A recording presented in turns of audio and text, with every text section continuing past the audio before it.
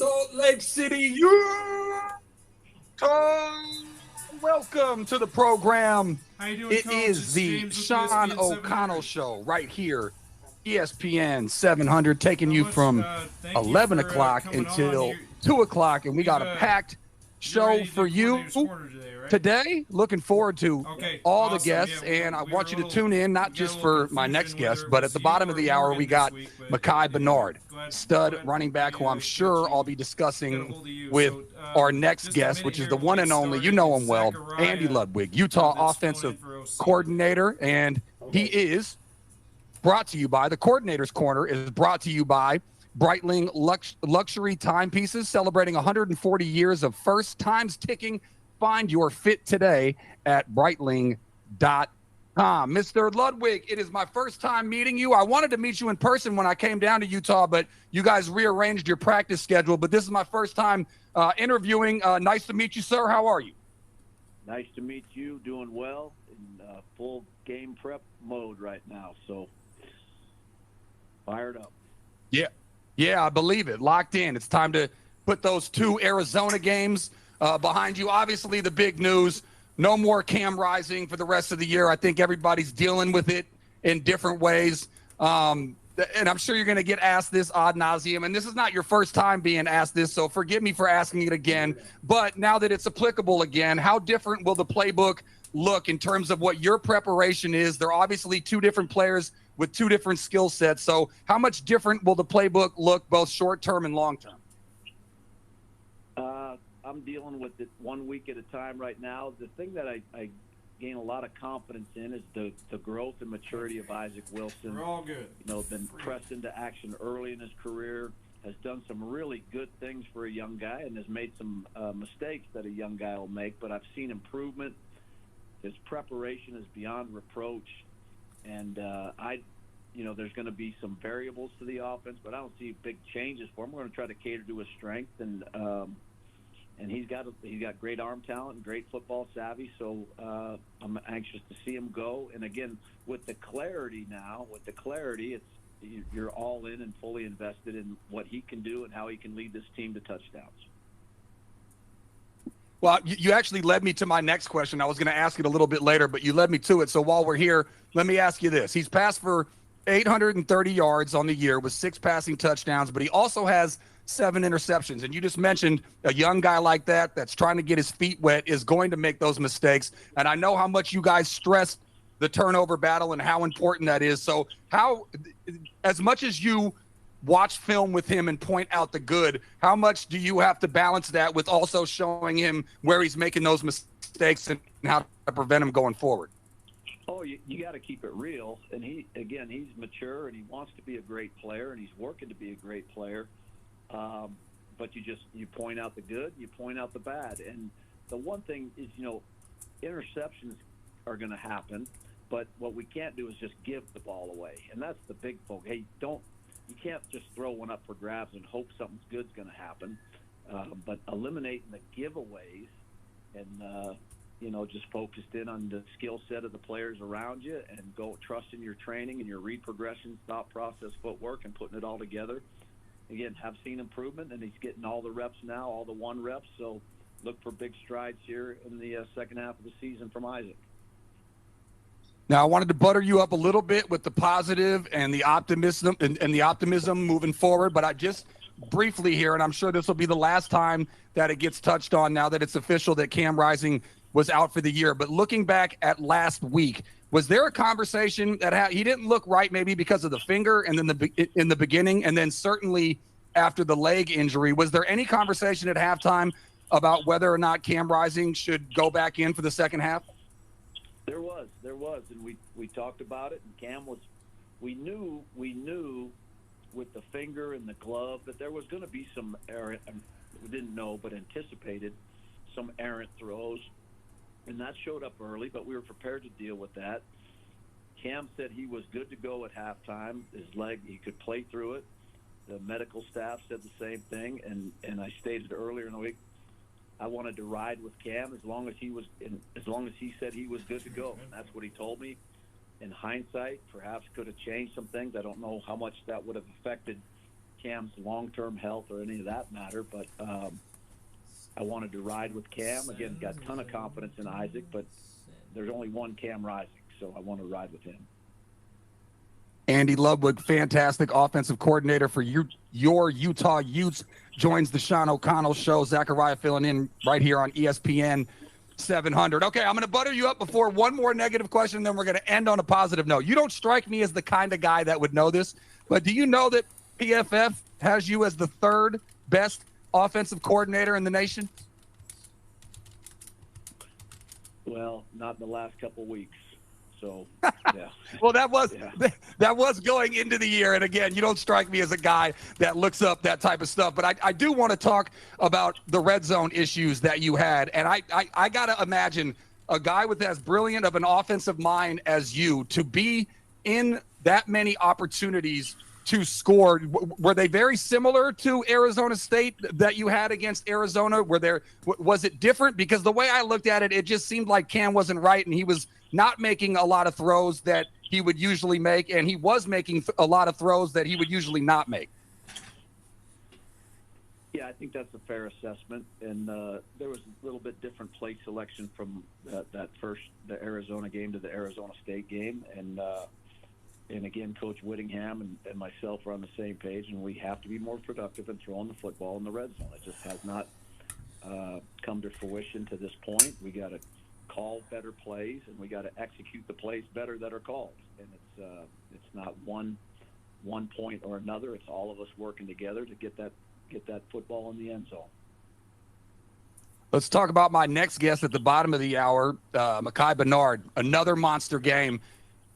He seems to be, around that 20 carry mark. Is that something that you could possibly see increasing? I know how much you guys love running the ball, even though a lot of fans and, obviously your quarterbacks and wide receivers like to throw it more. But could you see him going above that 20 mark that he seems to be around, or is that about where you want to keep him? It's a good number. Not afraid to give him more carries. He did have several. He does a great job catching the ball out of the backfield. We utilized him several times there the other night, and he's an all-around back. I don't have enough good things to say about Mekhi Bernard. He's been in this system. We've been working together for 6 years now, so he's been around forever, knows the system inside and out, and has really come into his own this year as a tailback. He's always been a very productive player, but now as he's the tailback number one, he's making the most of every rep. And, we want him in there every play, but we got to keep him around for the whole game and the rest of the season. So we do, sub him in and out a little bit, but he is our number one back without a doubt. Well, I know you're a busy man, so I've been instructed to make sure I get you out on time. So I just want to end with something light I appreciate that. Yeah, I know. But so I'm going to end with something that has nothing to do with Utah football. I just want to know your thoughts on the situation. I don't know how much you follow the NFL, but you being an offensive coordinator and the whole situation that happened with the Jets and whether or not Aaron Rodgers is controlling that. But basically, the offensive coordinator, Nathaniel Hackett, was stripped of his duties, and he was replaced by Todd Downing, who was the quarterback's coach, along as the passing game coordinator. But Nathaniel Hackett agreed to stay on the staff at a reduced role. What are your thoughts on that? Have you ever seen anything like that in your coaching career? I've heard of things that's news to me. I don't have a chance to follow any NFL football. I'm just fully entrenched with what we got going, so that's news to me. But I've heard of that stuff before. Obviously, Coach Hackett loves football, loves Aaron Rodgers, wants to be involved, wants to do everything he can do to help the team win. So I appreciate his approach with that.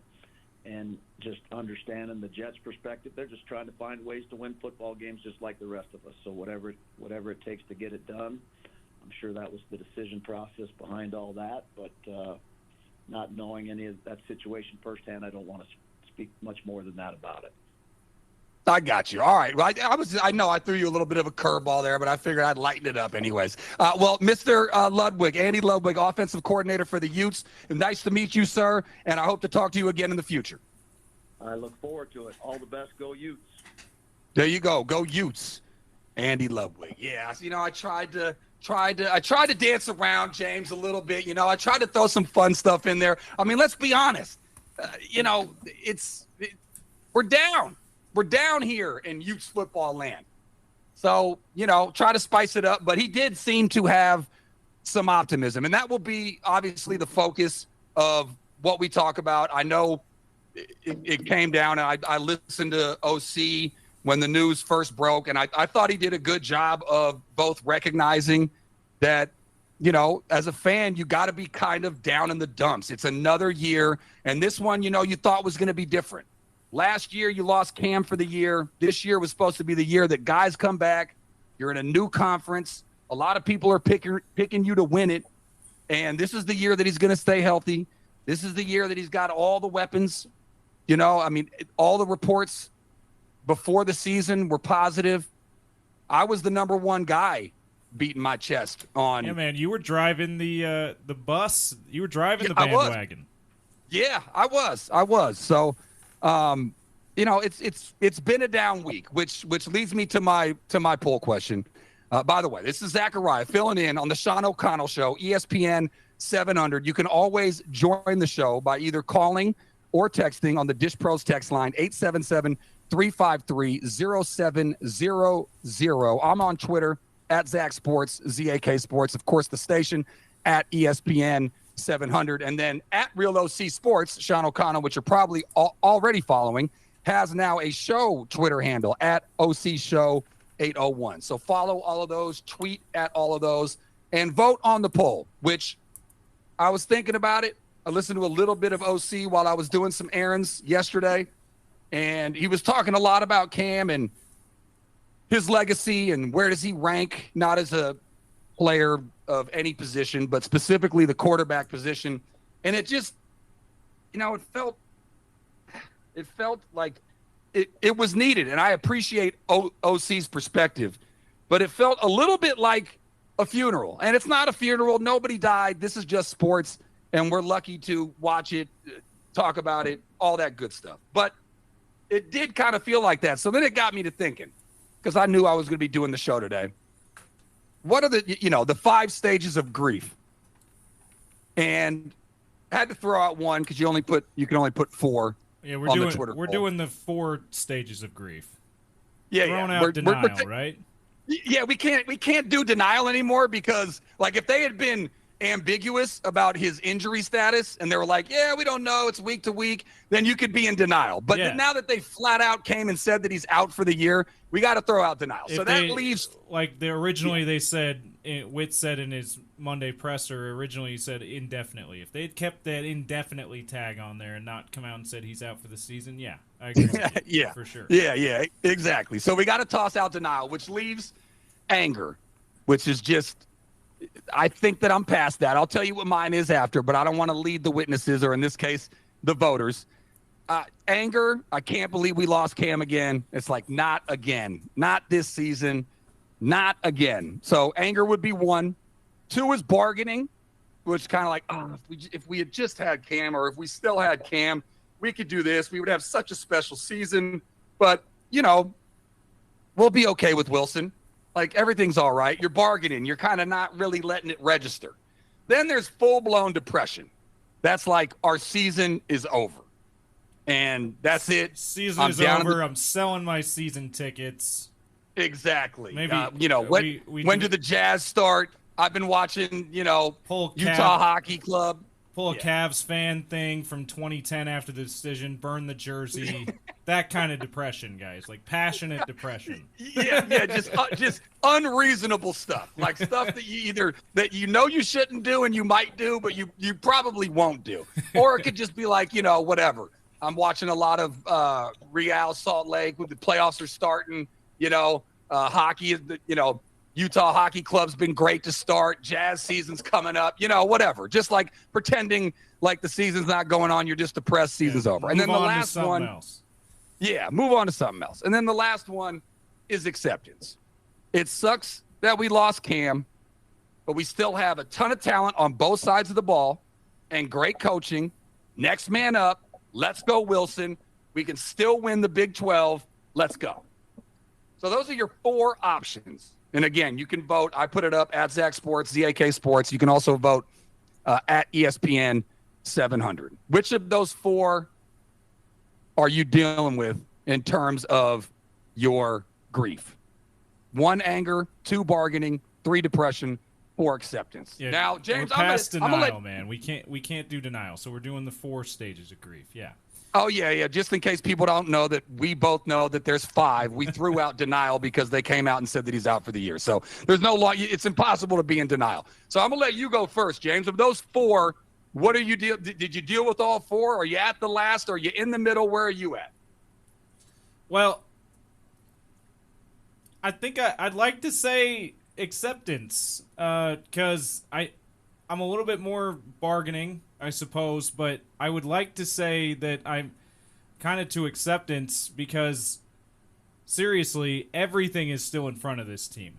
And this is not the first time that a championship caliber Utes team in the power conference era of the Utes, that they have looked like their season's done and they went on to win conference championships. In fact, both Pac-12 championship years were like that.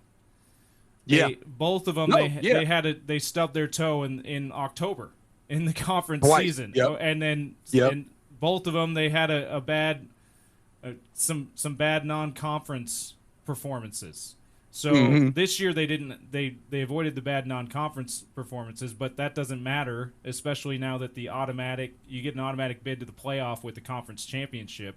So yeah, I'd like to say I'm at the acceptance because everything is still in front of them, and we've seen Utes teams it's not even that far back. We're talking 2-3 years ago that have been able to overcome slow starts like this in the conference season or in the non-conference and win a power conference championship. Of course, those years they had Cam. So it's going to be they're going to have to do it in a different way because I don't think you can expect Isaac Wilson to be as a true freshman and given the way that he's kind of up and down play that you expect from a true freshman that he's had, you can't expect the quarterback to save you and win you games every time. But I still think that they can do it. Yeah, I hate to go chalk, but I literally went through all 4 in order. I mean, you were driving the bandwagon, man. I'm not surprised this was a tough pill for you to swallow. Yeah, I mean, I went through all 4 in order, and I really the anger was just, come on, man, because it's like, it's not only if you love the team, but look, I'll peel the curtain back a little bit about sports broadcasting, sports radio, or television, whatever it is. The majority of the people that do it, and this is just a true fact because the ratings play it out. The majority of people that do it enjoy when things are going bad.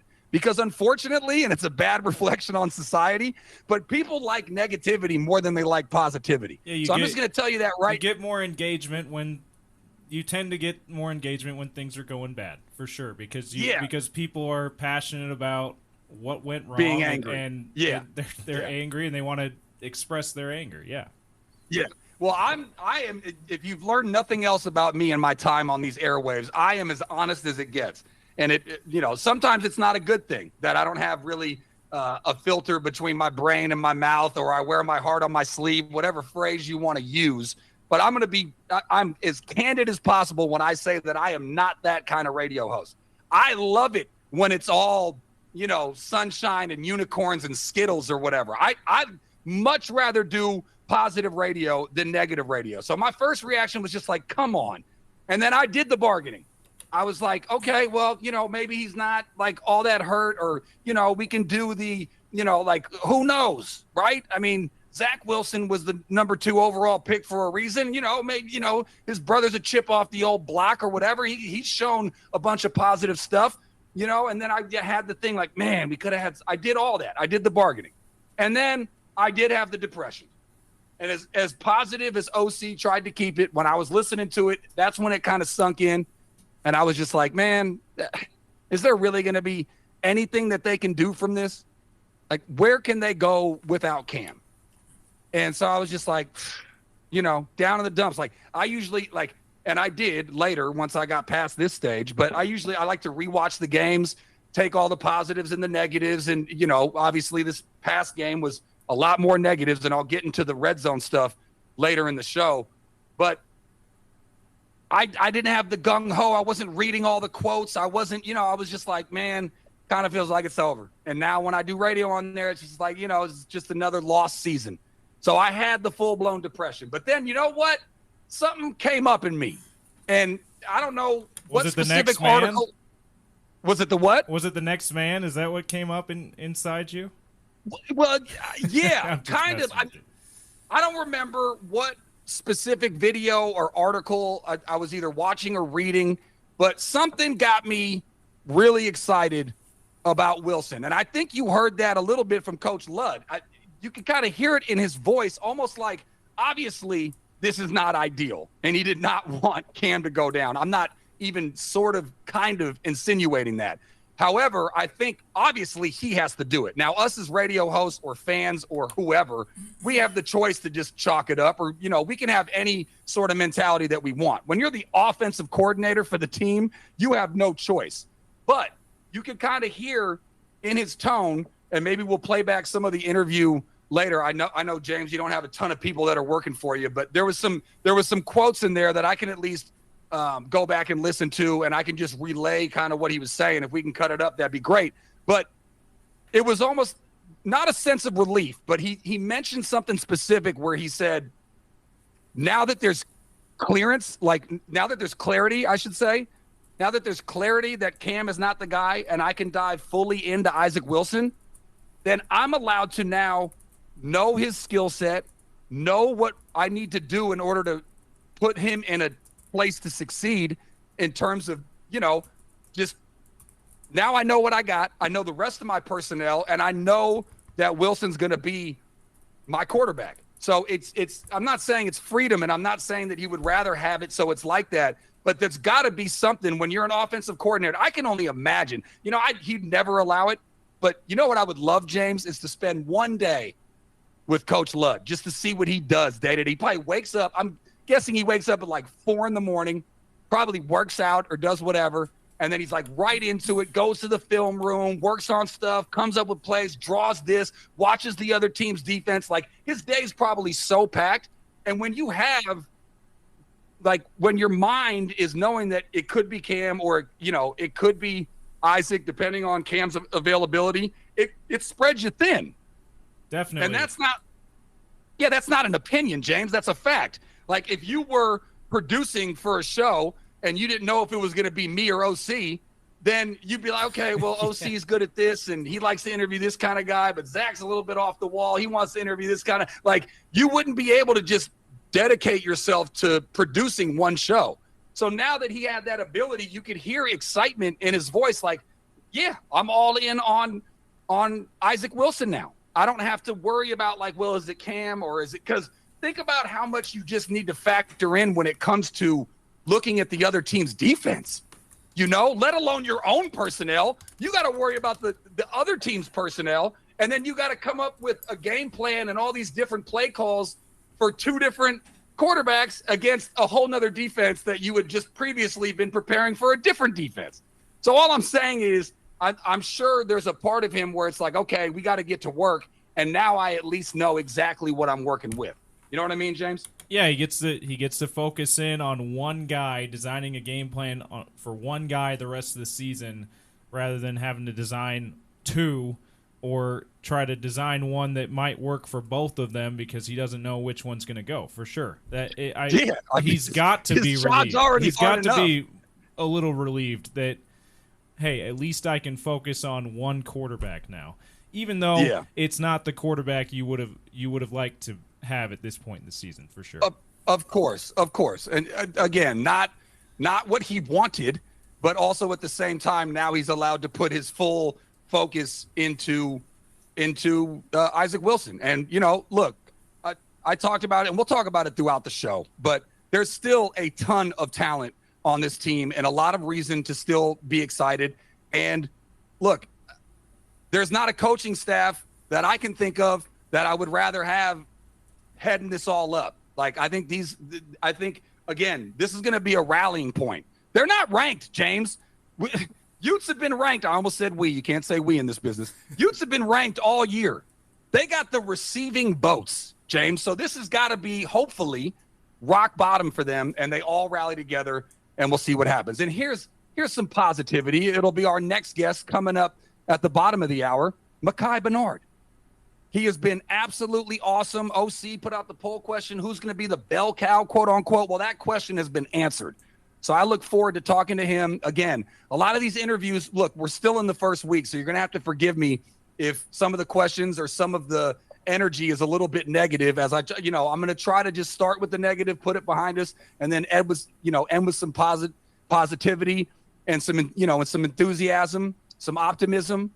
But you got to deal with what we're dealing with, and this is the first week of it. So we'll talk to Mekhi. Hopefully he brings our spirits up. I'm sure he will, coming off a great week last week. And I'm going to ask him what I asked Coach Ludd.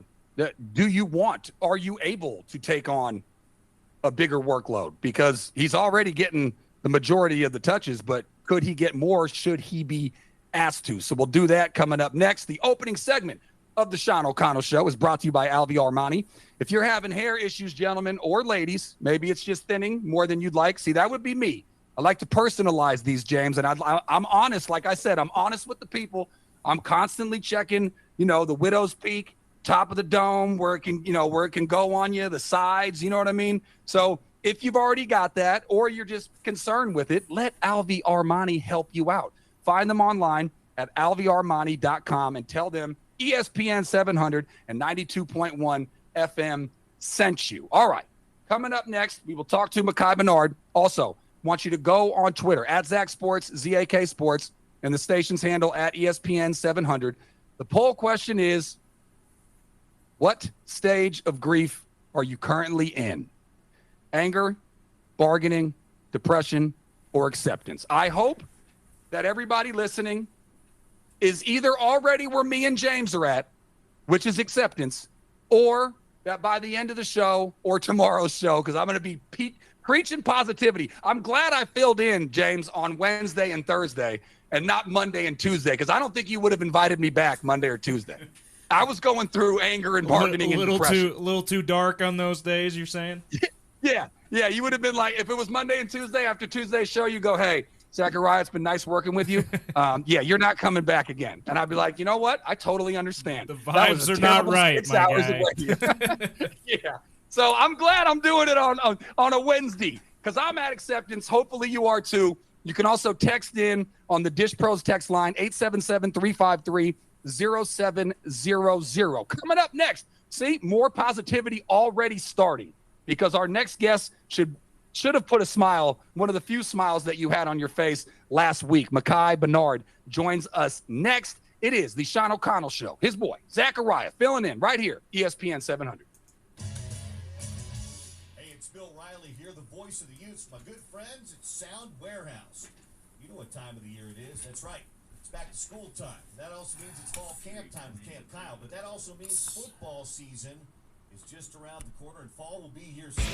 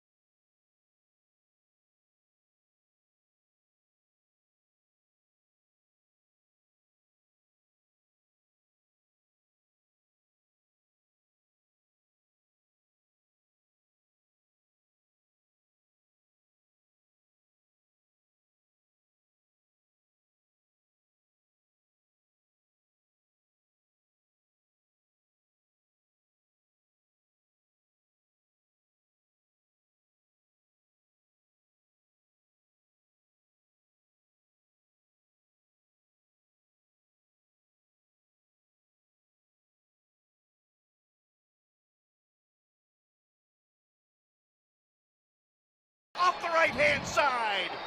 Bernard into the end zone, and Utah leads it here in the third.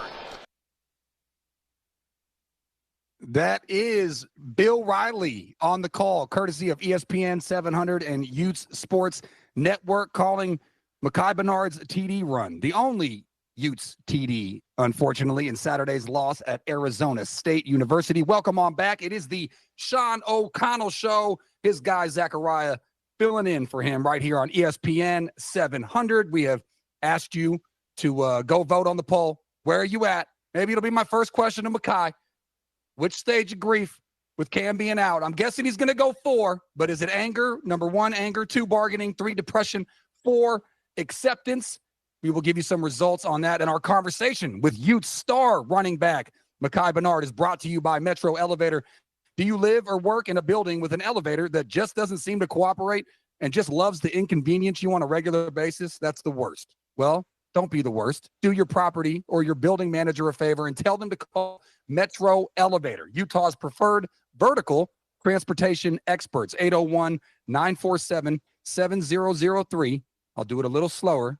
Don't write when you're in the car, but it's 801-946-7003. This feels great, honestly. Just a lot of tears, a lot of hard work, a lot of blood, a lot of sweat is going into this. Mm-hmm. I've been praying for it. It's finally my time, and I appreciate it, and I just want to thank God for that because, without him, I wouldn't be here. Yeah, I mean, really, I just detailing all the things that you've gone through. It's got to just feel like all those times in the weight room or all those times you were rehabbing or all those times you were working out. And when it finally starts to pay off, that's got to be a great feeling. Now, I hate to bring the mood down now. We're going to get back to positivity, but I got to bring up, obviously, losing Cam Rising. What was the feel of the team?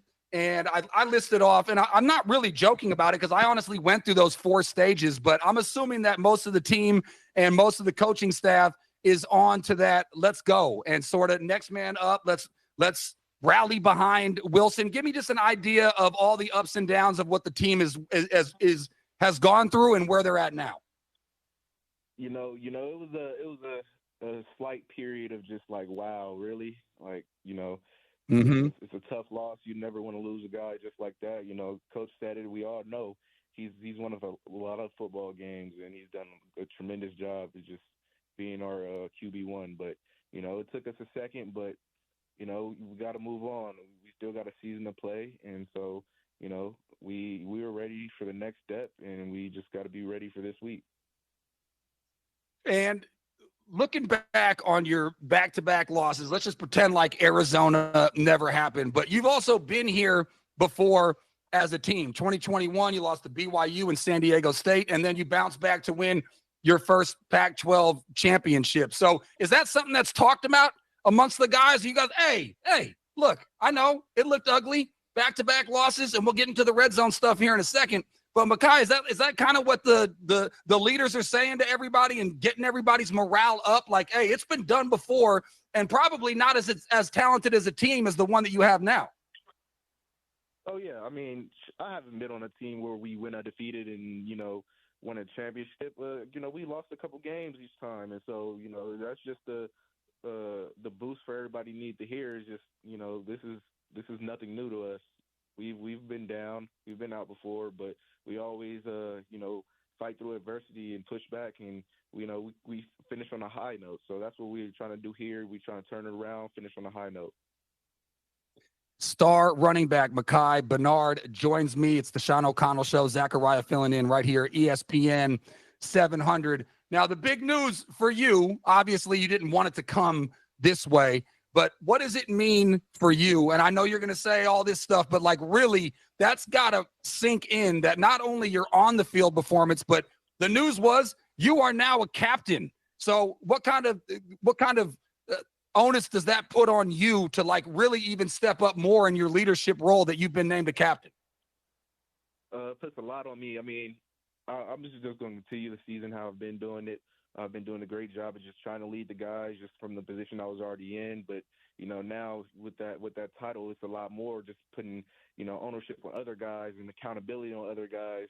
I think that was a big thing I brought up this week, is just being accountable and doing things every single week to be better, not just be stagnant. So, I just want to make sure everybody's accountable, because, back-to-back losses is something we don't take lightly. And so we got to be accountable in the decisions we make and the things we do on the field, off the field, or whatever. Just make sure everybody knows that in order to, turn this thing around.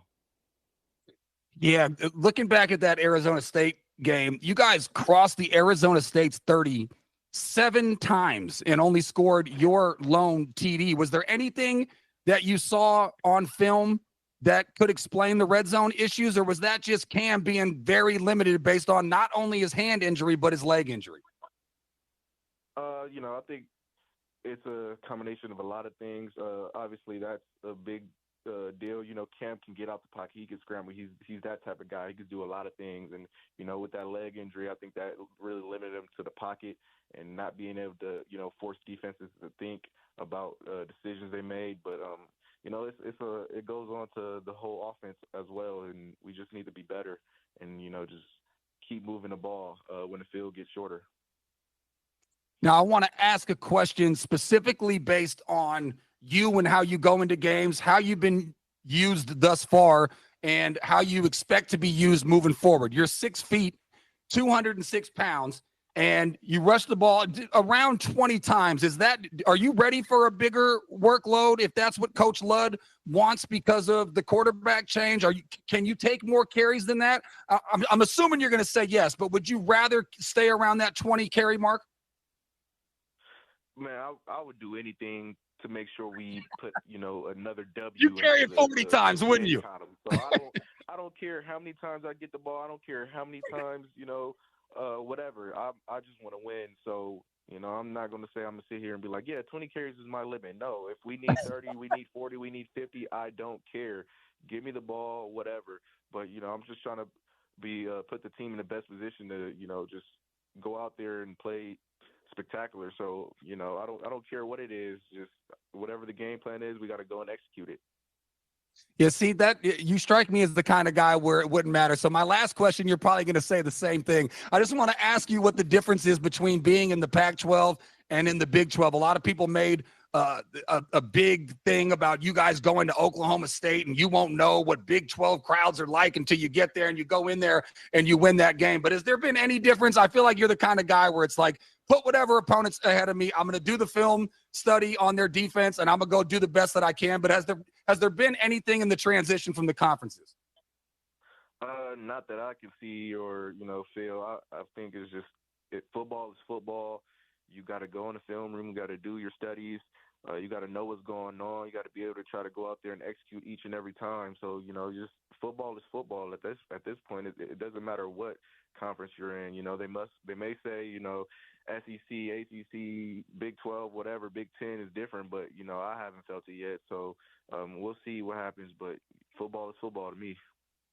Well, look, Mekhi, I'm going to spend the next couple of days trying to get people back into the positive mode, and you are going to be a big reason of why Utes fans should pick themselves up and get back to being confident. And because at the beginning of the season, Mekhi, I was out there popping my chest out. You know what I mean? So I'm back there now. I had a little drop there after the back-to-back losses, but I got full confidence in you and the rest of the team and the coaching staff. So go get him, man. Thank you so much for joining me, and it was nice to meet you. Thank you. Appreciate it. Yep, there you go. Mekhi Bernard, everybody.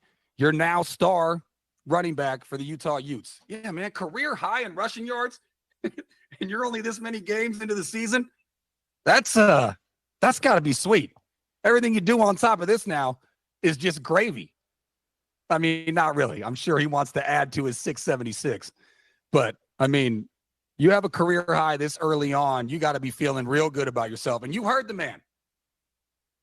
He said, give me 5, give me 50. He doesn't care. He doesn't have a number in mind. I think that's more of a Coach Ludd type of thing, right? He's probably got an idea, although that probably changes as the game goes too, right? If they're not stopping him, probably going to feed him more than what you planned on going into the game doing. But then also you want to be worried about the workload, which is why I asked him, is that something where, because that's a lot to go from, not carrying that kind of workload to now being like the featured back, your body probably has to make an adjustment. I'm sure you prep and train to do it no matter what, but it's another thing actually doing it on game day, game in and game out. But he seemed like a solid dude. I liked all of his answers. He's like, whatever. Big 12. Yeah, man. Makai's great with the media, man. And we actually we're not ready to announce it yet, but we have a somewhat big announcement regarding Mekhi Bernard and the Sean O'Connell show in the near future. So stay tuned for that. Yeah. How's that for a tease, Zachariah? Well, the problem is I'm in the biz, James, so I know I can pretty much guess what that is. So I'll talk to you about it in the break. I won't spoil it. But yeah, but just stay tuned for it, Utes fans and ESPN 700 listeners. It's not the last time you're going to hear from Mekhi Bernard on the Sean O'Connell show. We'll leave it at that. Now you're giving up too much, but I got you. Yeah, I know that's our new point. You know, we did what did we do? We did asterisks of concern. Yeah, he is now he's our point of positivity. You know what I'm saying? Look at the branding we do for OC. Hey, it just comes to me. I didn't even work this out pre-show, James. It's just how me and you go back and forth, and then boom, point of positivity. I love it. Yes, that's what we're gonna do throughout these next couple of days. And a couple things, just kind of responding to a couple things that you've just said about Mekhi Bernard. One thing, Coach Witt and Coach Ludd, the offensive coordinator who we just had on Coordinator's Corner, you can listen to that on ESPN700sports.com. They've not been shy about saying that we want to keep Mekhi at about 20 carries a game. So they are putting a limit on him, at least in the plan leading up to each game. But like you said too, depending on how the game's going, I'm sure they're willing to go above that limit as needed. The other thing you talked about, you highlighted what he said about, I just want to do what it takes to win. He's serious about that too. This is a guy who played cornerback in the Rose Bowl, in the first Rose Bowl game that they went to 2021 against Ohio State. Yeah. When everyone else was hurt in the cornerback room, I think they were down to one starter going into that game. So they're like, hey, who wants to play corner to help out our defense in this game? And Mekhi said, let me do it. And he got burned by Jackson Smith and Jigba, no doubt. But I mean, that's a running back playing corner, and he already has shown, he's already put his money where his mouth is when he says, I just want to do what it takes to win. And you know that's true when he says that at the running back position as well. Oh, yeah, for sure. I mean, that's the epitome of doing it. I mean, a lot of players would not want to put themselves in a vulnerable position like that, going from running back to cornerback, especially in a big game like that. So, yeah, I mean, kudos to him and, you can just tell. And look, it's so refreshing in this business to have athletes that will, talk with you and open up and give opinions and say how they feel and stuff like that. You could hear it in his voice that he's not just BSing, So, yeah, great interview with him. That was my first time speaking with him. Hopefully not my last. But, yeah, again, he will be a point of positivity as we go throughout the show. That's going to be the title of the show, Point of Positivity, as we ask you about what stage of grief that you're going through. And, again, you can vote on Twitter at Zach Sports, ZAK Sports, or the station's handle at ESPN 700. 1, anger, 2, bargaining, 3, depression, 4, acceptance. James and I, we're both at acceptance. We know Coach Ludd and everybody else, Coach Witt, everybody is on 4. We're all at acceptance. Let's go. Let's rally behind Wilson. And just remember, and I'll detail it more throughout the show, but there are a lot of points of positivity. It's not just Mekhi Bernard. There was a bunch of reasons why bunch of reasons why Utah fans went into the season with so much optimism. And so, yes, the quarterback is the most important position on the field, but you also now are bringing in a guy that Coach Witt has said that he's loved from the jump and that now has some game experience as, this is not the first time Cam has gone down. So we'll get through all of that throughout the show. You can also hit up the Dish Pros text line, 877-353-0700. I like to end every hour with what I like to call fun in the 40s. I went long because I'm long-winded, James. Forgive me. So it'll be fun in the 50s. Oh, that works too. They both have Fs. I was going for alliteration, and it works for 40s or 50s. Look at me. I'm on fire today, James. You are the point of positivity, Zachariah. Look at this. Something like that. And we'll do Fun in the 40s coming up next. You're listening to the Sean O'Connell Show. His right-hand man, Zachariah, filling in right here, ESPN 700.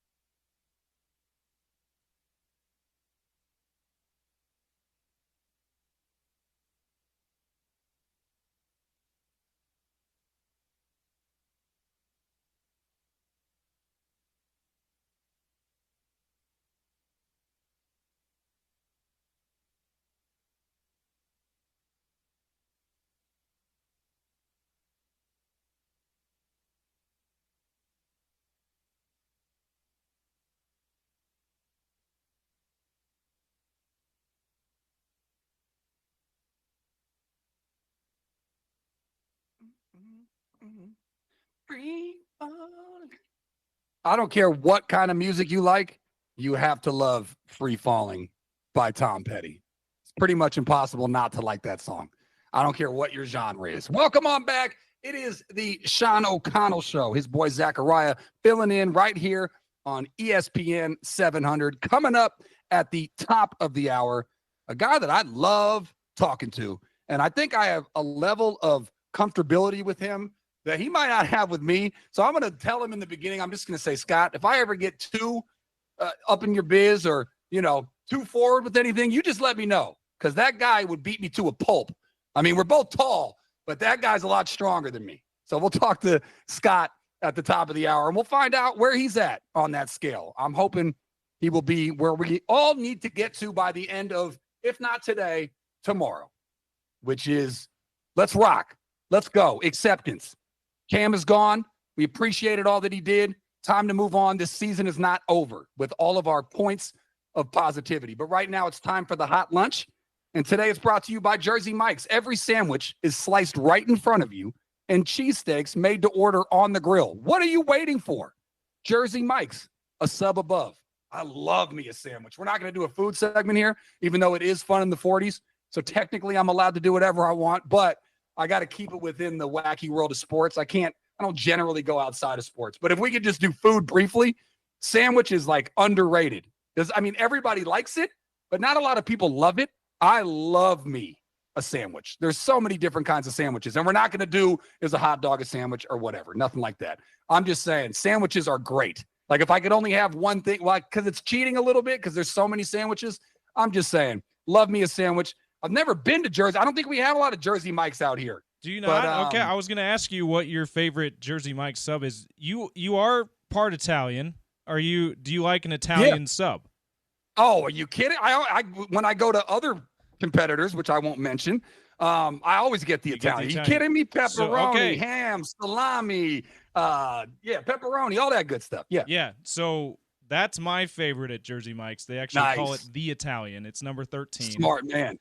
Man. That's my favorite at Jersey Mike's. So when you're back in Salt Lake City or you're in an area with the Jersey Mike's, I recommend the number 13.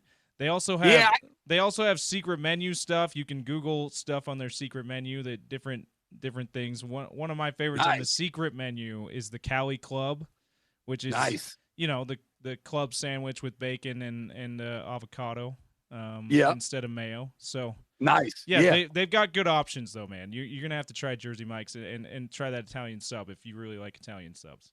Yeah, that's awesome. You know what? There probably is one around me, but like restaurants like that, James, it's crazy. Like I'll talk about stuff that there's a bunch of out here, and like people that don't live in my area have no idea what I'm talking about, and then vice versa. They'll bring something up to me and I'll be like, what? They're like, how do you not have that? Because there's ones where like there's a bunch in a concentrated area, and then there'll be none in another area. I don't know. It's weird. But yeah, I'll look it up. I'm sure there's one not too far. So yeah, I'll look it up. All right. Fun of the 40s is pretty much already over, so I'll keep it brief. Either lucky or unlucky for you listeners, I'm going to be around for the next couple of hours and then tomorrow for 3 hours, so I can get to all my stuff at some point. I can get it all off my chest. But I'll just quickly do the Aaron Rodgers fiasco in New York with the Jets. Now, look, I went to school with Ron at Cal after he transferred from, I believe, Chico State, and I transferred from Contra Costa. We're the same age. We went to school at the same time. He is a very outside-of-the-box thinker, and I'm a little bit weird myself, so I don't agree with everything he says, but I like him not being run-of-the-mill vanilla. I like that I like that he likes to think. Put it like that. Now, you're not going to catch me in a dark room for 4 days doing Osieska, or what's it called, James? Adieska, whatever. I think it's pronounced ayahuasca. Ayahuasca. Or ayahuasca, one of the two. Anyway. Yeah. Well, I think the second one that you said. But that just shows you how much I don't know about those types of things. So I'm not saying that we're the same person, but I do respect people that think differently, or at least make you think, or whatever. Did your paths ever cross at Cal? No, I had a class with Marshawn Lynch. I did not have a class with Aaron Rodgers. I mean, and then Marshawn, I'm sure Marshawn started every class with saying, "I'm just here so I don't get fined," right? Oh, I'll tell you that. I'll tell that story next fun in the 40s. Okay. it's going to blow your mind if I haven't told it to you before. But no, I don't remember our paths crossing, but I went to all his games and I was happy that he was there because Cal football is pretty much really bad. Oh, and I went to that Miami. Anyways, we don't need to get into Cal football. My point is I respect Aaron Rodgers, and I think that he's one of the most phenomenal quarterbacks of all time. I think he's underperformed because he only has one Super Bowl, but he should have more based on how talented he is. He's had a lot of playoff breakdowns that have kind of been overshadowed because he's won 4 MVPs and he did win that one title. But this Jets thing is getting out of control. Now, do I think, obviously, that Adams to the Jets is a good move and it's going to make them better? And if you look at their schedule, James, they can totally turn this 2-4 season around. What I'm more concerned with is that he's brought in all of his friends. He's clearly controlling. I tried to bring that up with Coach Ludd, and he was just like, dude, I don't read NFL headlines. I have no idea what you're talking about. I was just trying to get him to relate from an offensive coordinator standpoint, so I thought maybe he'd bite on it. But Coach Ludd's too focused to put up with my nonsense. But anyways, this is my only issue. And then we'll get to Scott at the top of the hour. My only issue is this. Just don't act like you don't have the control or maybe not control, but don't act like you don't have the effect on what goes down there. I think me and OC actually did this in one of the Zachariah hours, James. And this was just about the coaching switch. But now specifically this too, don't act like ownership is not going to you and asking your opinion on all of these things. And I don't think that it would be horrible for him to say it. He doesn't even have to say what his opinion is. Just don't make us as fans or broadcasters or just people in general, don't make us out to be so stupid that you constantly say, oh, it's funny how much power people think that I have, or that, that they would come to me for this, like I'm the GM or whatever. And it's like, it doesn't mean that you have to be that in name to not obviously know that they're going to go to you for whatever major decision that they make. So the only thing I would say to Aaron, who's all about everything being out in the open and, inspecting things or questioning things or doing whatever, you would be the first one to question yourself on pretending like you don't have any say in this. So that's supposed to be fun in the 40s, but I had to get that off my chest, and we'll get to other topics later. But we have our next guest coming up, Utah legend, Scott Mitchell. He'll join the program. How many points of positivity does he have? As we'll get into that as the show goes on. And where is he in terms of the steps of grief? We'll get to all that and much, much more coming up next. It is the Sean O'Connell Show. His boy Zachariah filling in right here, ESPN 700.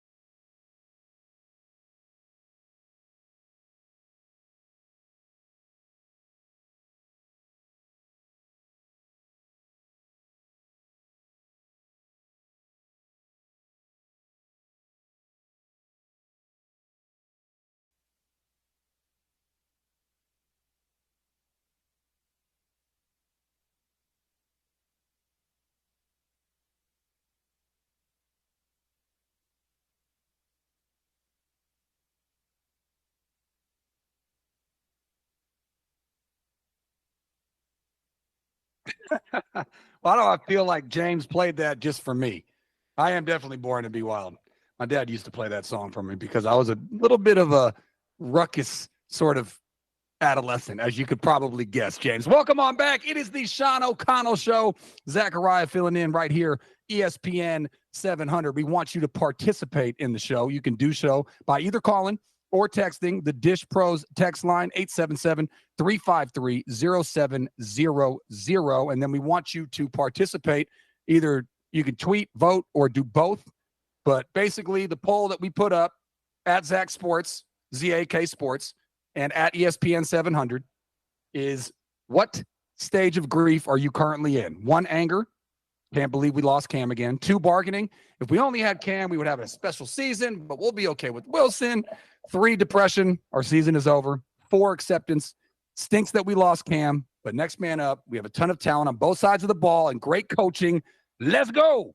So which of those 4 do you vote for? I'll update the poll in a little bit, but go ahead and vote there. But right now, we have a guest, one of my favorite guests. I was teasing before that I think I have a level of comfortability with the legend Scott Mitchell that he might not have with me. So I'm going to tell him before we even start the interview that if I ever get out of line, that he just needs to tell me. And he's brought to you by Larry H. Miller Chevrolet Murray. Get Chevy ready this month with better than employee pricing and Solitude season passes with every new vehicle purchase online at LarryHMillerChevrolet.com. And this is also the Big 12 at noon, brought to you by Mountain Land Supply. Visit them at mountainlandsupply.com. Scott, how are you, sir? Thank you for joining me. Well, according to your stages of grief, I'm actually E, which is all of the above. So I'm just all of those emotions and feelings. I'm not in one place. I'm a mess. I'm all over the place. Yeah, see, okay, so that's a little bit worse off than I am. I did go through, this is what I told James. I went through all of them. So my initial thing is like I pretty much shut down. That's just kind of how I roll when I deal with any kind of grief. I just shut down in the beginning. And then I did do a little bargaining. It's like, man, if only it had Cam, we had such a special season. And then I did go through the depression. I was listening to OC's show. I think he did a great job of capturing how the fans were feeling, but he erred on the side of positivity. But I wasn't there yet. I was just depressed. I was like, the season's over. I had such high hopes. But now I am at 4, Scott. I was going to call you Scotty. Can I call you Scotty, or do you hate that? No, you can call me whatever you want. Okay. Well, Scotty, I'm at 4. Acceptance. Okay. It does stink. It does stink that we lost Cam, but I know how high Coach Witt is on Wilson, and there's still a ton of talent on both sides of the ball, Scott. So when you look at this moving forward, and we talked about, we had Mekhi on earlier, and he's gone through a season where they stumbled a couple of times and still ended up getting to the Rose Bowl. So yep. It sounds like you're not quite there, but there is some of that in all of them that you have right now. No, I actually, I was just kind of joking about that.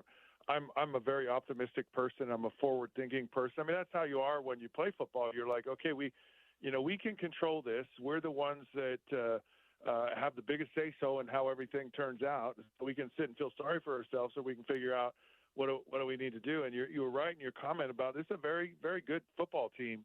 They've just had some, challenges with a true freshman quarterback playing, and he's going to grow and he's going to look good and he's going to look bad. And then you have your guy who's out. And I think everyone was like, okay, we've got a bye week.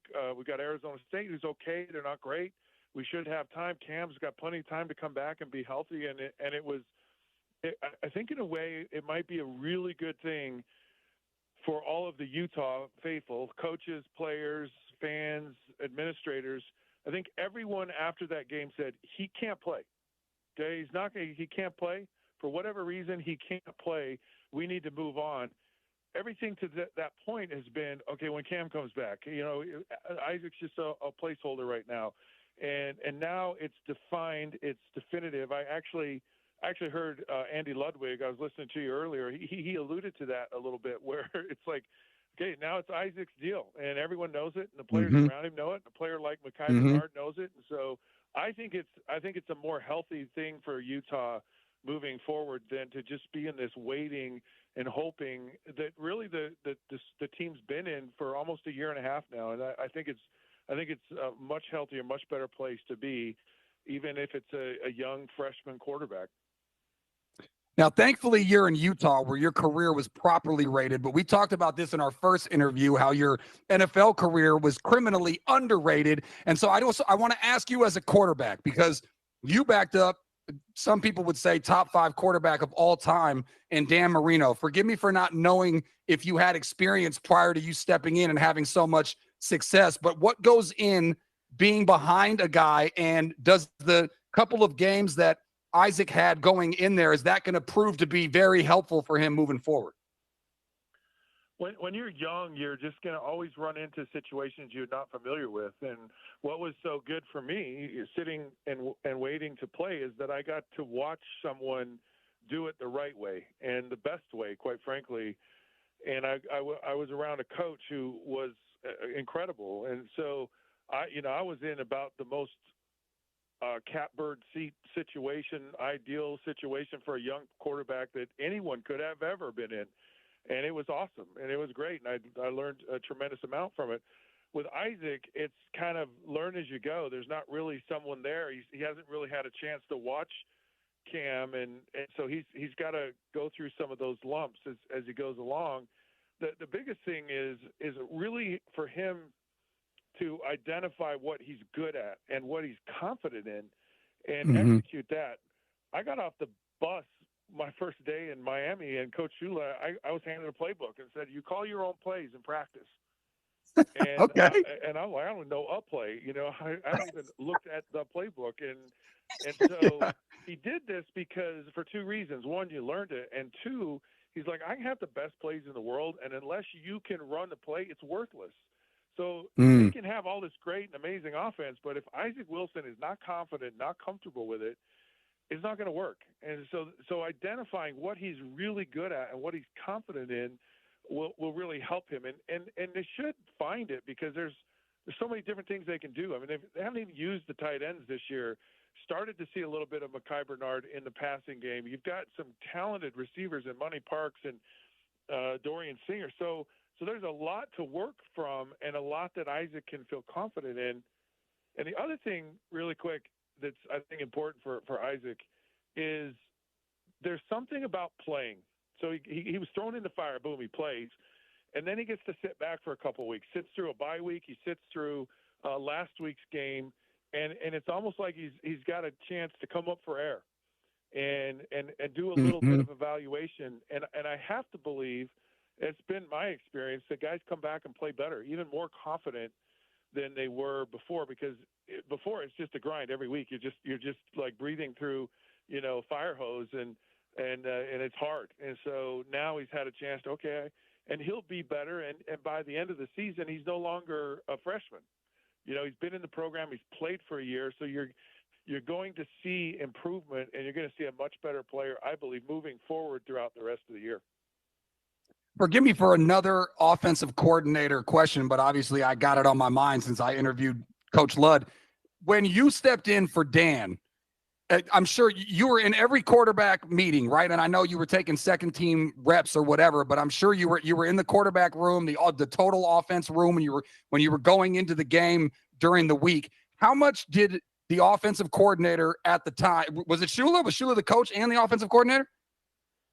We had a guy, Gary Stevens, who is the coordinator. He'd been with Jimmy Johnson in Miami, won a national championship. He was a great coordinator, and Shula was in every meeting. Okay, how much? Every my question is meeting, how much? Every offensive meeting. Yeah, I guess my question is how much did the playbook change or the plays that were called? I know that he said he gave it to you, but that was when you were the backup, right? Not the starter. So when you stepped in for Dan, how much did the play calling change based on the difference of your two skill sets? Well, first of all, there were no second team reps. That's like like there are the myth reps, right? And Marino was like, I'm taking all of them. Those are the reps, and that's what he felt he had to do to be ready to play. And quite frankly, when I took over, I did the same thing. It's like, you don't give up these reps; they're too valuable and precious. As far as the playbook, it didn't change. Not a lot, really. The offense dictated more of what happened than you as a player, and by that I mean a lot of routes adjusted based off of the coverage and how the routes were run, and so you kind of had an option of things which I actually liked, and so did Dan, but it didn't change a tremendous amount. The one thing that's different between Isaac though and Cam, and this was a challenge against theirs, one of the biggest parts of Cam's game was running. Well, and it wasn't designed run, and there was designed run with Cam in the game. A lot of short yardage down on the goal line was very effective. You know, they bring the tight end across, and then they just run the quarterback on a, student body power off tackle play, and it was very effective when he could run. Isaac's a thrower first, and more of a pocket passing quarterback who can run, but Cam was more of like a gunslinger. Man, I'm just going to come out here and just throw caution to the wind and do whatever I got to do to get the ball down the field and score touchdowns. And a lot of times it was his ability to run the football. He made a lot of big plays doing that. So they're different that way. There is the ability for Isaac to run, and he's shown he can run, but it's going to be more pass first than it will be run, I think, with Isaac. Scott Mitchell joining me here on the Sean O'Connell Show. Zachariah filling in right here at ESPN 700. Now, as a quarterback, look, we've seen flashes of great from Isaac, and we've seen flashes of mistakes from Isaac. You as a quarterback threw a bunch of touchdowns, threw a bunch of interceptions. When you go back and look at your own film and you're watching it with your offensive coordinator, what is the balance between showing what you did well and wanting to repeat that, and showing what you messed up and wanting to avoid that? Well, everything was data, right? It was all information. And so if it had a positive impact, sometimes interceptions, there's the finest, minute little thing that causes an interception, and sometimes it's not your fault. Sometimes because you're reacting so quickly to everything. And the pros is a little different than college. You're seeing like the body language, a guy moving in a certain direction, and it impacts your throw. Or a wide receiver, you're anticipating him continuing moving forward, and he stops, or he keeps going forward when he should stop. And there's these fine lines with some of those interceptions. But regardless of whether you throw interceptions, you don't throw interceptions, it's all data. The thing with Isaac and the interceptions he's thrown, some of them have been you just have to understand the situation, and some of them have been in situations where you in a million years should never throw that pass. There's this, he comes from a high school where he threw the heck out of the football, and you could be very liberal in your decision making and get away with it. And so here you really got to understand, some options, or understand the situation.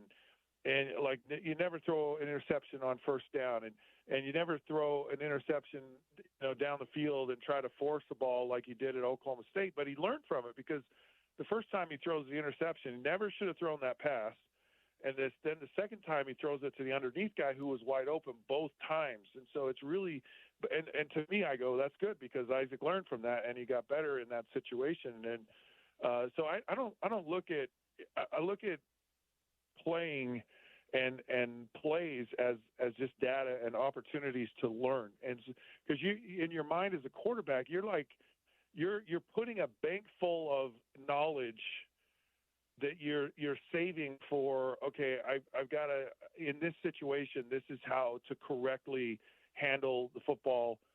And the only way you get that knowledge and fill up that bank is just with all those data points, and whether it's watching other people or having the experience of doing it, and the red zone is tricky. And that's where they're really struggling right now, because the red zone, you have to treat different than you would, starting out a drive or at midfield or whatever, because everything condenses and everything happens so much quicker, and your accuracy has to be so much more precise, and you have to be so much quicker with how you're throwing the football. And it's really an art in and of itself, how to throw effectively in the red zone. There's a lot to it, and he just doesn't have enough reps or that bank of knowledge that he's put together where he can really go, okay, man, because to me, and a good quarterback goes, man, I can't wait till I get the red zone. I'm going to kill these guys. When you really understand when and how and what to throw in those situations, you can't wait to get to the red zone, because your job is to score touchdowns and win football games, and that's where you do it. Yeah, and you kind of led me to my last question, because that game was so frustrating for a lot of reasons, but most specifically, they got inside the Arizona State's 30 7 times and only scored 1 touchdown. So I chalk it up to, because I know they have too many talented tight ends and wide receivers and running backs, and the offensive line has been great. I really chalk that up to Cam was just not Cam, and his throws were not his throws, and his decisions weren't his decisions, and he probably didn't have the running ability that he's used to having. So I kind of chalk it up to that. But was there anything specifically that you saw why they were so bad in the red zone? No, I mean, you're absolutely right. I mean, there were so many opportunities, and the plays were good. You know, it's not like Andy's calling bad plays or anything like that. But it's just on the mundane, everyday throws that Cam needed to throw and make, he just couldn't make them. And you have to be accurate. You have to throw on time in those situations, and he just wasn't. He couldn't. And the other thing is, you know, when he can't move around. Because sometimes if you buy yourself a little bit of extra time, it allows guys to get open, you know, and a lot of good quarterbacks will find a couple of seconds more by moving in the pocket and not just running and scrambling, you know, crazy, but just kind of letting themselves find a few extra seconds, and because it's hard to defend people for a long, long time, and eventually someone gets open, and Cam's good at that, and he just didn't have the ability to do it. But yeah, clearly, like Utah would have been 100% better having Isaac Wilson play last week. But everyone knows that a healthy Cam Rising is a team that wins championships, and so he's the guy. He's proven that, and I think everyone's was hoping for that. I know I certainly was, and you know, going through the game last week, I was like, okay, is this rust or is this just an inability to do this? And clearly, very early on, it was like, yeah, it's more than rust going on here, and they're just so yeah. I'm not worried about this football team. I feel so bad. I feel terrible watching Cam go through what he did last week, and I feel bad because they're much better than 1 and 2 in the conference. They just are, and they've had a brutally unfortunate thing happen. But it's a great reminder, or because every team that's good has a great quarterback. And you look around the country right now, how many players, you know, the guy at Oregon who transferred from Oklahoma, you know, is just playing lights out. Every good team in the country is going out and finding where's the best quarterback in the country. We're going to get him and bring him into our program. And it's really got to be the mindset of Utah. You got to find a dude that can play, because they can really – that's what's going to take you to a championship if you want to win and go to the college football playoffs. Scotty Mitchell, as he is allowing me to affectionately call him. You will hear him on these airwaves, ESPN 700. See him on TV. Fantastic. Always to talk with you, Scott. I finally got to meet you in person. We didn't break bread or golf or anything like that, but next time let's figure out a way to hang out. Well, it changed my life when I met you, Zechariah. So, yeah, let's do it. I'm sure it did. Scott Mitchell, thank you, sir. Yeah, I know he's kidding. You know, I don't change many people's lives, unfortunately. Well, some would beg to differ, but I know that was tongue-in-cheek. I do want to play some golf with him. I'd like to see what his golf game looks like. Mine's terrible, so I like to golf with anybody, because when you stink at golfing, you know, you just go out there and have fun. So you're happy when somebody stinks, and you're happy when somebody's good. I'm one of those rare golfers. Some people love to golf with me because I don't care, and some people hate to golf with me because I don't care. But it's one of those sports that's so hard that I don't care. That's pretty much how I see it. All right. Coming up next, let's talk about the most exciting team in Utah. Can I say that, James? Or is that taking it too far? Do we have something? They might just be the most exciting team in Utah right now. I don't know. BYU fans would beg to differ, maybe. Oh, that's right. They've been pretty exciting about 40 miles down south, for sure. Yeah, and Real Salt Lake is in the playoffs. Yes. They might have an argument. So there's one of the 3 most exciting teams in Utah. How about that? Top 3 most exciting teams in Utah right now. And it's supposed to be an expansion team. but is it really an expansion team? We'll get into that and much, much more with the Utah Hockey Club, and we'll talk to about it behind the glass with Julie Stewart Binks, NHL insider. We'll talk to her next. It's the Sean O'Connell Show. His boy Zachariah filling in right here, ESPN 700.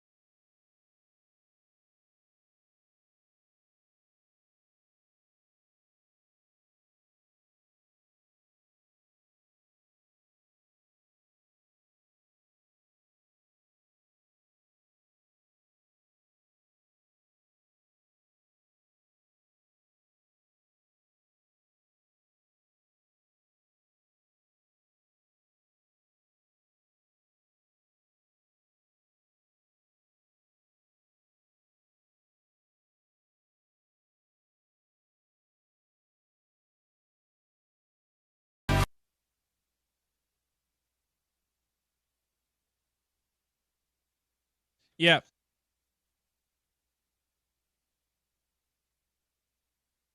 We only have to do one, and the breaks are pretty long, so I've just got the one coming up here.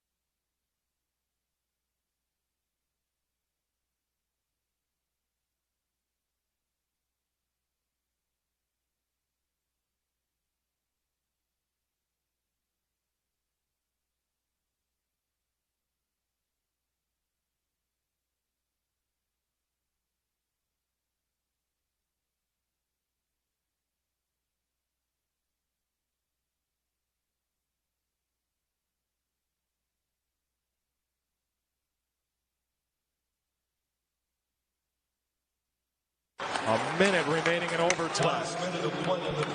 Keller works it, scores! Clayton Keller, that was in! Clayton Keller has won it in overtime.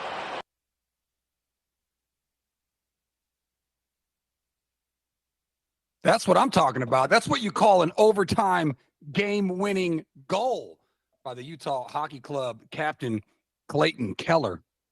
With the win over the Rangers from last Saturday, courtesy of SEG Media, Matt McConnell on the call. And right now, we're going to talk some Utah Hockey Club puck because they are the bee's knees. I think exceeding a lot of expectations. I remember, James, I don't know if you remember, I have to go into the archives, but we had a hockey guest on that said, don't be surprised if they not only are in contention for the playoffs, but might actually make the playoffs. We'll discuss that and a lot more with Julie Stewart Binks behind the glass. And this is the Sean O'Connell Show. Zachariah filling in right here, ESPN 700. Julie, I would list off all of your accolades, but there's too many to list. How are you? Hi, I'm doing well, thank you. I appreciate it. Yeah, I've had a cup of coffee pretty much everywhere. I'm kind of like one of those journeyman defensemen. So if anyone knows those guys, that's my career. Yeah, I like that. I like to call it jack of all trades, master of none. Although you could say that you're the master of hockey coverage. I'm the master of all of the trades, but there you go. No, I'm joking. Just the hockey ones. Yeah. Yeah, there you go.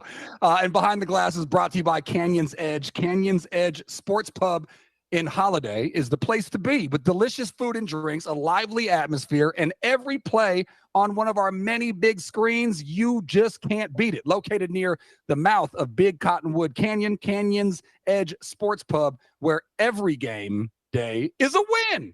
All right, Julie, we got to start in Utah, and then I'm going to ask you because I'm actually a Sharks guy. So, we had the number one pick. There's some optimism about him coming back. But we're going to do that at the tail end. I got to give Salt Lake people what they want. 3-1 start. What do you read into the overtime win over the Rangers? Obviously, the Rangers one of the favorites in the East. Is this something here? Should fans get excited? I mean, no reason not to, Julie, but what are you actually seeing on the ice? Yeah, I mean, exactly what you said. I think fans should be really excited about what they've seen. It is very difficult to go into a place like Madison Square Garden on the opener of the New York Rangers season at home and be able to win. That takes not just skill and talent on the ice, but so much character and confidence. And going up a team that won the President's Trophy last year.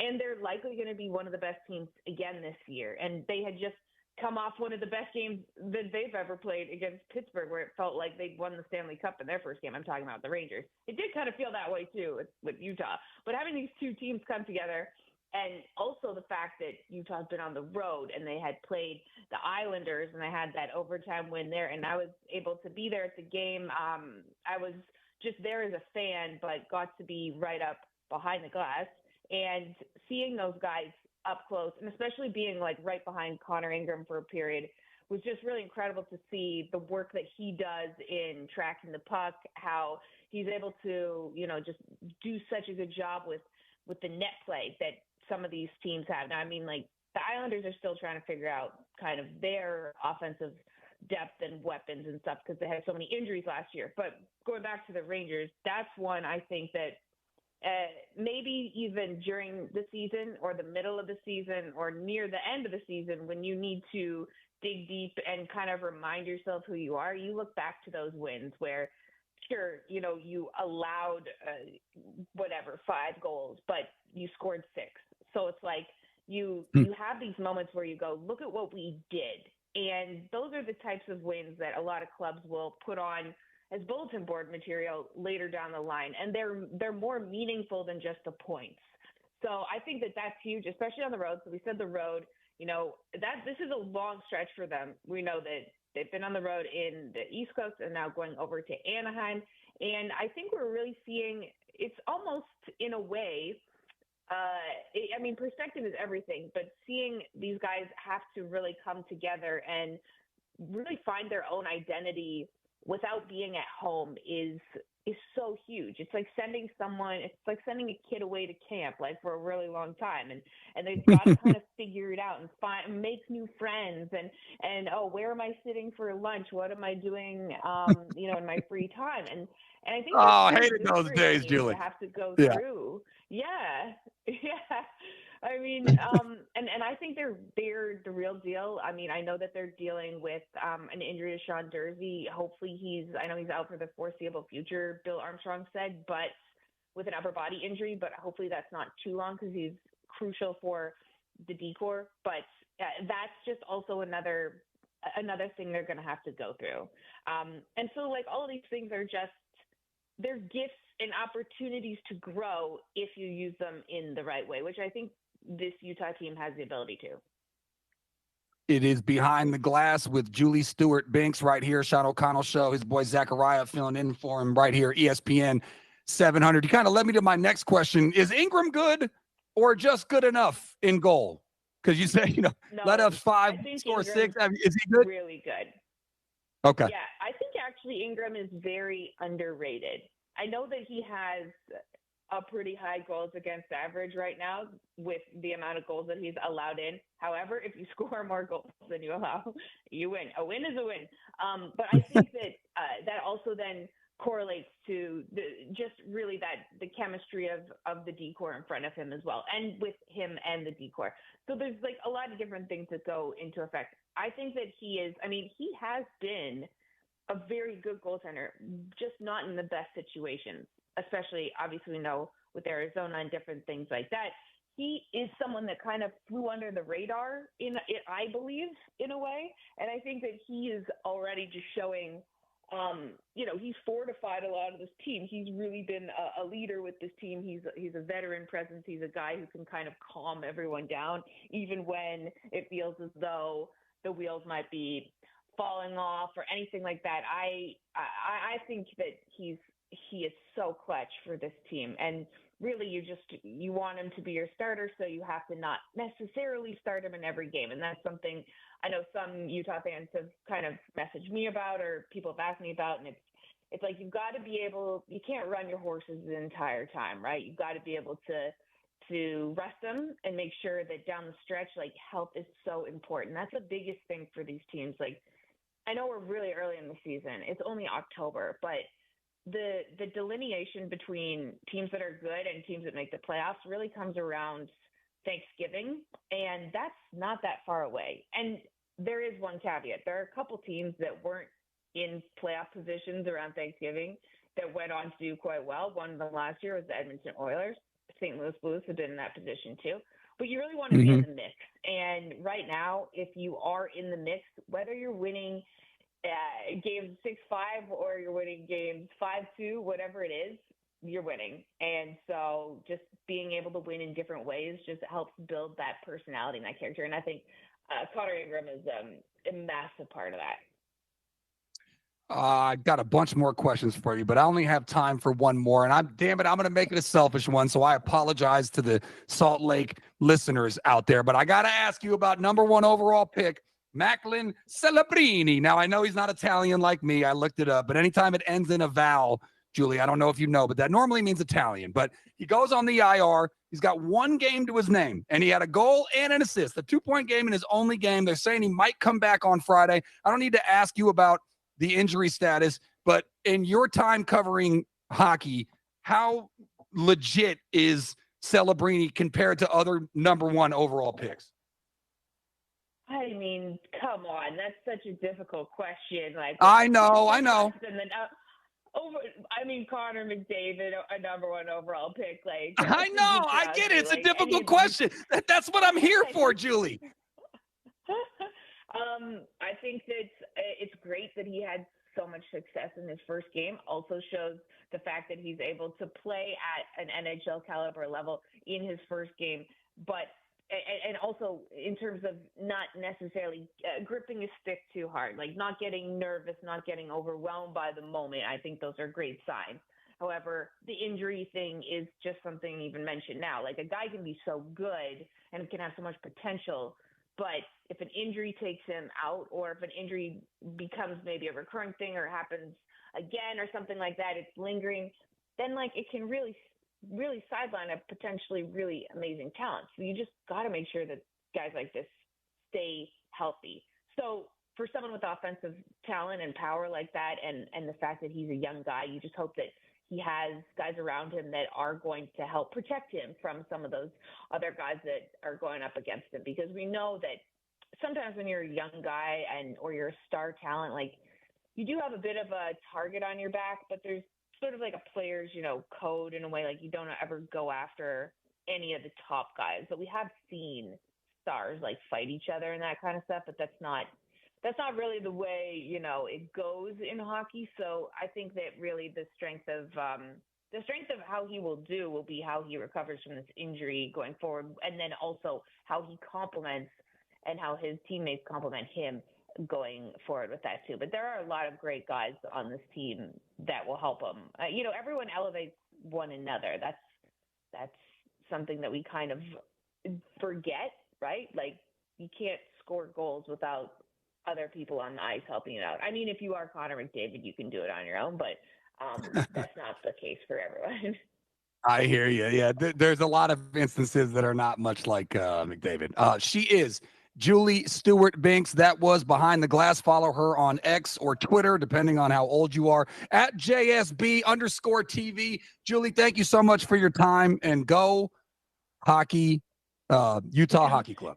Go Hockey Club, go. No, one last little point I wanted to say. I think it's remarkable that Utah has played 3 of their 4 home away games so far with openers for teams. That's a lot of team introductions that they have to sit through, and the fact that they've been successful so far. That's something that I didn't have time to look up the stat of whether they've been the most successful so far through that, but that's huge for their identity and too.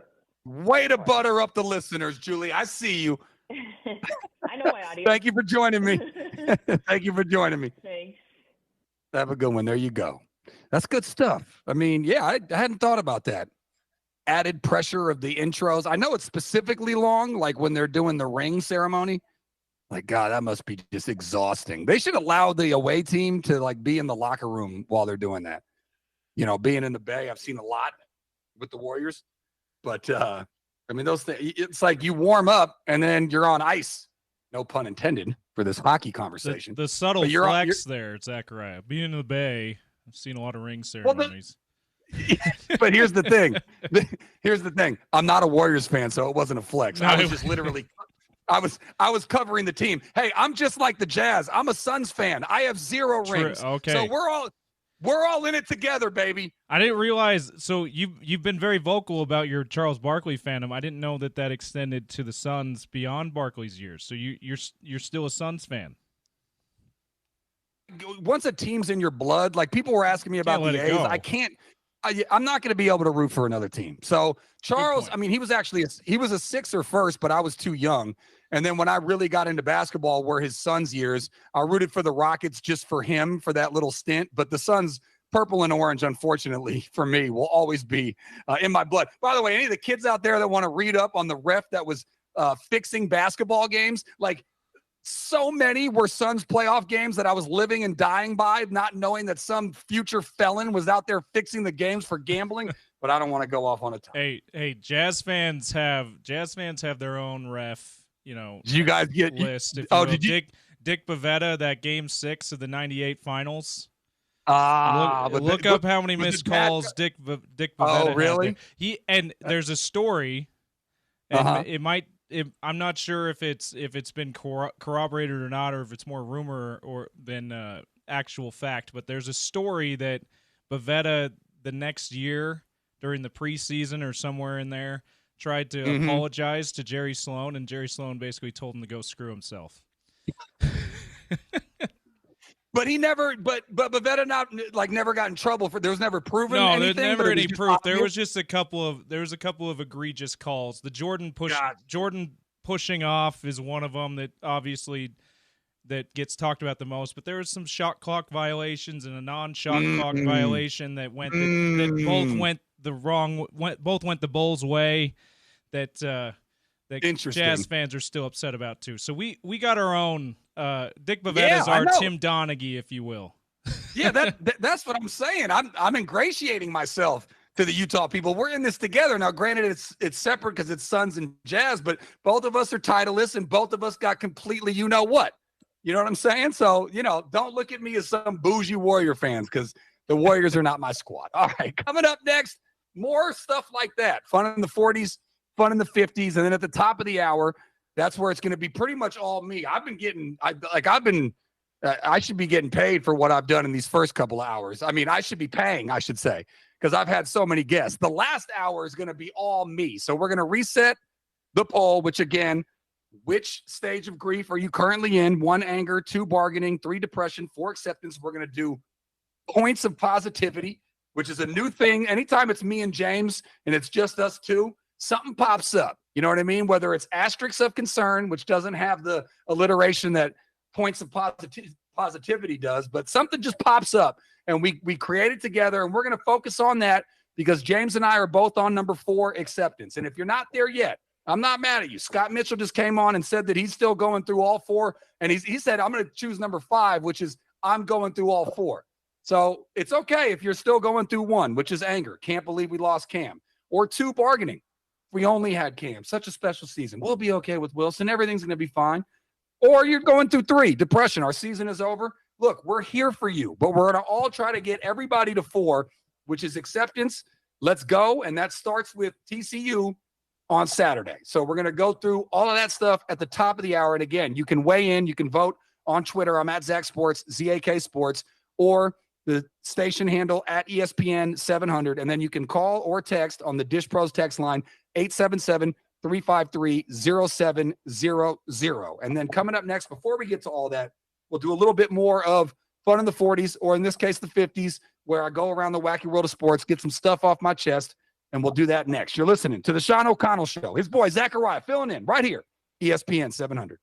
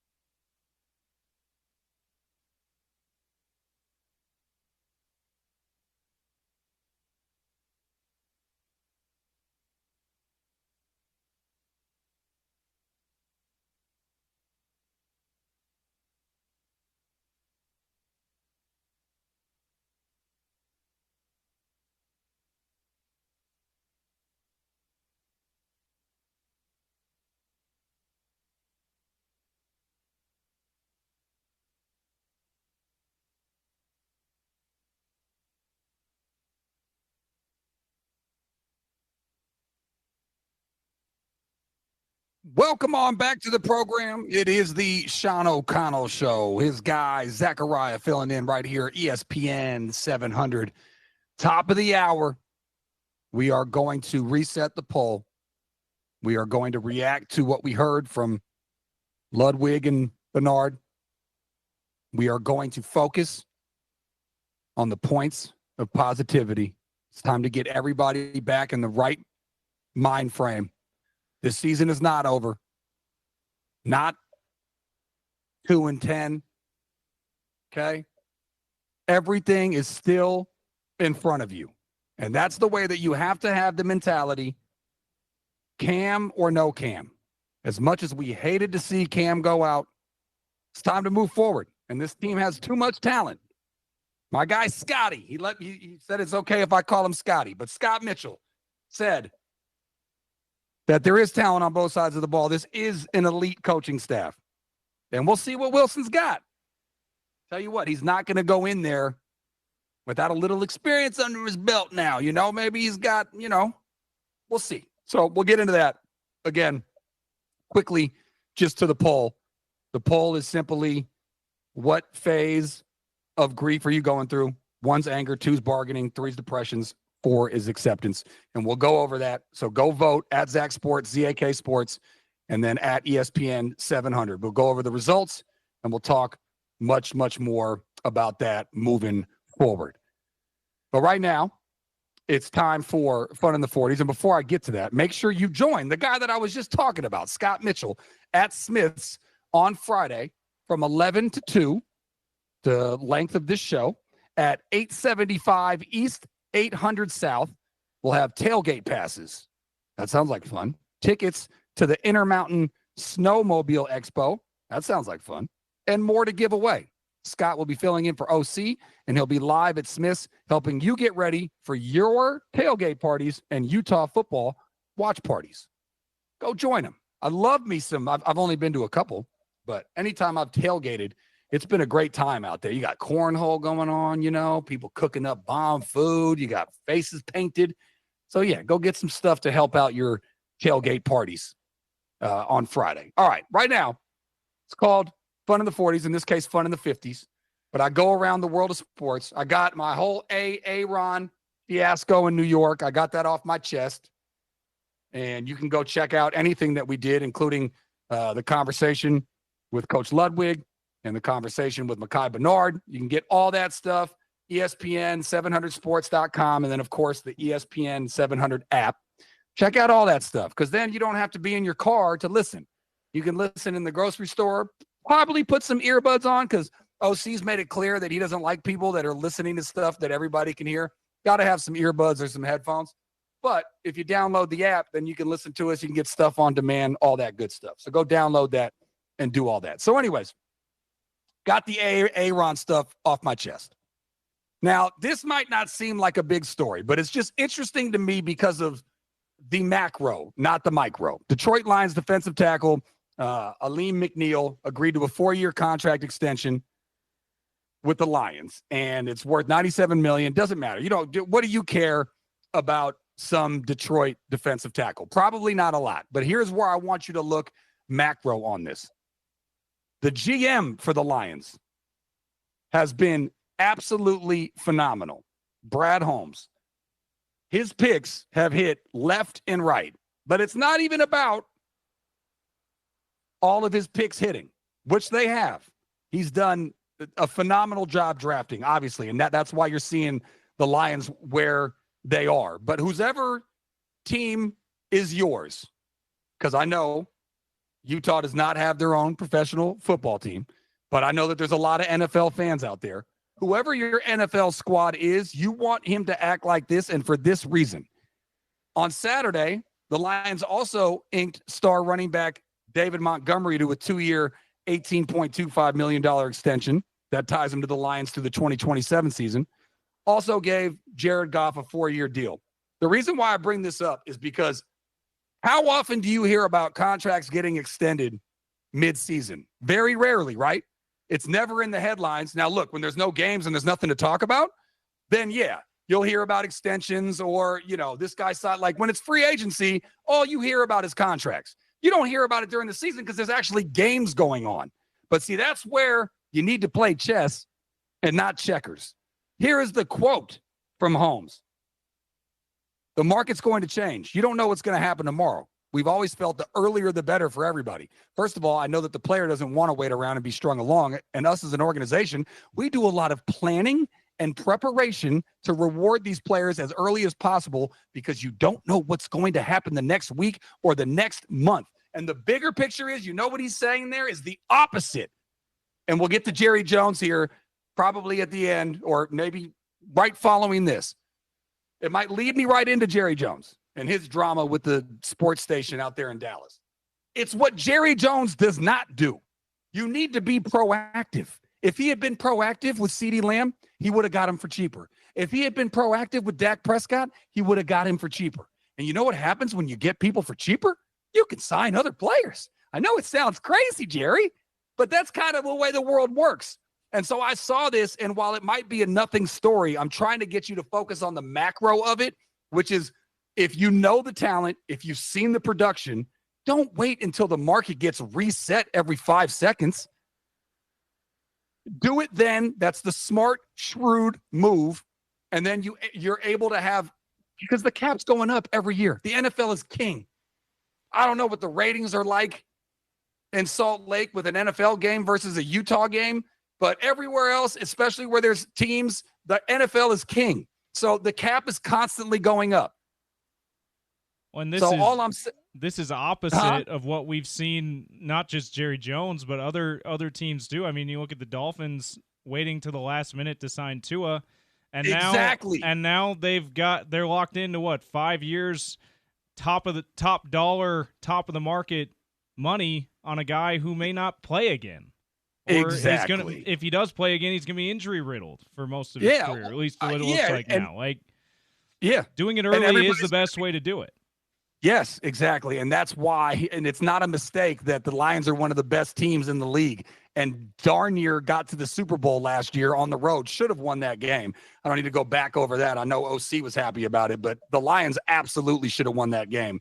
And all I'm saying is this is coming from, like, people need to look at the teams that are successful and copy what they're doing. So thank you for backing me up a little, James, because I don't know if I bored people on that, but like I saw that and I was like, this is some next level. Again, this guy Holmes is playing chess while a lot of GMs are playing checkers.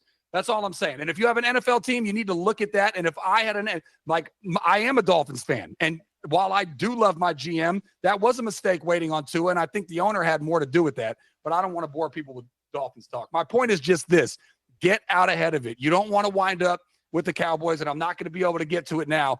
I'll do it either later in the show or I'll do it tomorrow because he's had his own drama because the Cowboys look like a complete disaster, which, by the way, and I didn't do this as a coincidence, came at the hands of getting embarrassed by the Lions. I don't know if you watched that game, James, but they had like 7 plays that they ran for offensive linemen because they were basically just trolling the Cowboys in Dallas. Dallas hasn't even won at home yet. So the point is, look for the GMs that are doing it right and do that, and then look for the GMs that are doing it wrong and don't do that. All right, coming up, top of the hour, final hour. It's all about you. You can call in, text in, 877-353-0700, and vote on the poll that we have put up. Where are you at? Because we're going to get you through points of positivity. If you're at 1, 2, or 3, hopefully by the end of the show, we're going to get you to 4. Are you at anger, bargaining, depression, or acceptance in your grieving of the news that Cam Rising is now out for the year? We're going to keep it positive. We're going to get everybody into a positive state, James. We're going to do that in the final hour. It is the Sean O'Connell Show. His guy, Zachariah, filling in right here, ESPN 700.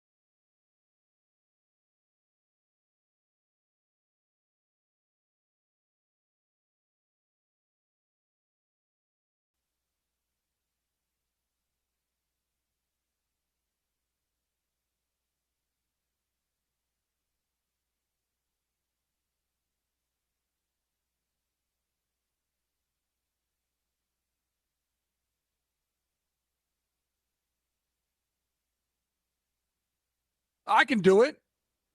3 hours of radio, I can do it. I said too much. Or maybe I haven't said enough. Another excellent song. Welcome on back. It is the Sean O'Connell Show. His boy Zachariah filling in. He's out there. Where is he now? This is like, I don't know if I'm dating myself here, James, but you remember the show, Where in the World is Carmen Sandiego? Oh, remember that show? Yeah, I know Carmen Sandiego, definitely. Oh, okay. Yeah. All right. Well, I didn't know how old that was, but that used to be my. I love that show. He is before I tell you where he is. We're burying the lead here. This is the proper time for the Zachariah Hour every week, and it's all Zachariah in the Zachariah Hour. That's true. Yeah. Well, me and you, bud. Yeah, but yeah, okay, that's true. yeah. Normally I would. We'll mix me in. Normally I would too. be on. Yeah, for sure. No, yeah. Any sponsors out there listening, I'm usually on every Wednesday from 1 to 2. You're welcome to come sponsor the hour. I've been calling places, James. I'm working on it, my brother. But, this is technically the Zachariah Hour. I usually don't do the first 2 hours. And just like a normal week when OC is hosting in the air chair, no other guests. We just got Zachariah for the hour. Right. So it works out perfectly. That's why we didn't book anybody. Yeah, that all works out. So where is my guy? I didn't even ask him. He just said he was going to be calling fights. You won't believe where he is. He is in Abu Dhabi. Wow. See, I think I've said that before as a joke.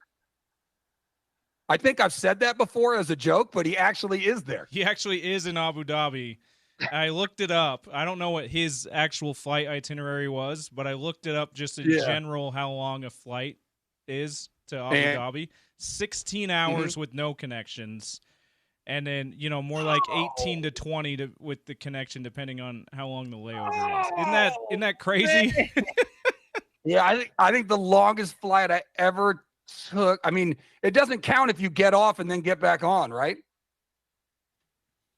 Because I think I flew from Cali to New York and then New York to Italy. But if I got off in New York, that doesn't count. Well, I mean, if that would add to the flight time. So, like I said, that would be in this situation. If he had a connecting flight somewhere in Europe or whatever, then it would be more than 16-hour flight, obviously. But the actual flight time, if it was just a direct flight to from Salt Lake to Abu Dhabi, 16 hours. I've never taken a flight that long. So I grew up in the church, so I did the LDS mission. And I served in Hungary. That's the longest flight that I ever took. It was Salt Lake to London, Heathrow, and then I don't remember how long. Or no, it was Salt Lake to Paris. Excuse me. I don't remember how long the layover was in Paris, but then I don't remember it being too long. But then Paris to Budapest, Hungary. That was like, if you count the layover, that was probably like 10, 11 hours straight on, probably more like 10 hours, 10-hour flight. So that's the longest one I'd ever been on. I got there and I'd never really experienced jet lag before. I got there and I had thought that I made the worst mistake in my life. And I thought that I can't just go right back home right now. And it was the worst. That was my experience with jet lag, man. And then, like you just said, takes a couple days. A couple days later, I was like, okay, things are going to be okay. It was just jet lag. I feel you, though. The first time that you feel it, I mean, you can also kind of adjust the way that you sleep or how you sleep and when you sleep so that it's not so bad. But, the first time, it definitely is a lot. But, I've never been on a plane like that consecutively that long. I mean, I'm not a big, I do every once in a while if I have a really bad time. What's the natural one? Melatonin. It's like a natural. It's not. So. You can buy it over the counter. It's like super. It's like it's in all sorts of things. But anyways, I would definitely need a couple of those to be able to, because I'm not the best flyer. My only method of transportation that I actually enjoy, James, is the train. I hate the car. There can be traffic. I get claustrophobic. Yeah, plane is terrible. You get claustrophobic, small bathrooms, all that. A train, you're just kicking it on like a big cart. You can get up, walk around. You know what I mean? Go get some food. You got all the space in the world. You can do some work, put up a table or something. You can go to sleep. Train is enjoyable. Yeah. Every other method, bus, they do planes, trains, and automobiles. Planes, no. Buses, no. Trains, yes. And automobiles, no. For me, at least. Yeah, and I did a lot of train travel on the mission in Hungary. Loved it. Mm-hmm. Loved being on the train. I definitely there was some times when we had to go out of town on a bus, no train, no railroad access to whatever town we're going to, but definitely preferred the train to the bus for sure. Yeah. All right. Well, James, you're the program director, so you can't get mad at me because we just both did a Seinfeld episode there for a second. Let's get back on track. Speaking of Seinfeld and buses, you kept making all the stops, Zachariah. That's probably my favorite Seinfeld scene ever when Kramer is describing that crazy bus ride. Oh yeah. Gosh. Anyway, he goes, I'm fighting off one guy with one arm and I'm driving the bus with the other. You kept making all the stops? Well, of course. Yeah. Oh, yeah. That's a great scene. That's a great scene. We'll have a Seinfeld conversation later, but let's get back on track. It is the Sean O'Connell Show. Zachariah filling in until we get to 2 o'clock. I don't know if we're going to have some crosstalk with Spence Checketts. If not, I can do a little bit more of the wacky world of sports. And coming up at the bottom of the hour, I'm just going to go around the NFL. I just assume, James, and you can tell me what the numbers say, but just because the NFL is king everywhere, I just want to kind of go through the teams and who surprised me, both for the good and for the bad. So we can do that. But right now, it's all about the Utes football. It's been a rough week. Let's keep it real. Let's be honest with everybody, okay? It was a rough week. Like, I remember tuning in to OC. I try to listen as much as I can, but definitely try to catch at least the opening segment. And again, I think he did a very good job of sort of, surveying and getting a good feel for the scene and how you fans out there must be feeling, because it feels a little bit like Groundhog Day, a little bit like deja vu. I think that we were all hoping and expecting that Cam was going to stay healthy this year, and it just was not in the cards. And in all honesty, James, was not really in the cards from the get-go. It's not like this just happened. He had the finger thing, missed a couple of games. You got by. That was week 2 that happened. Yeah.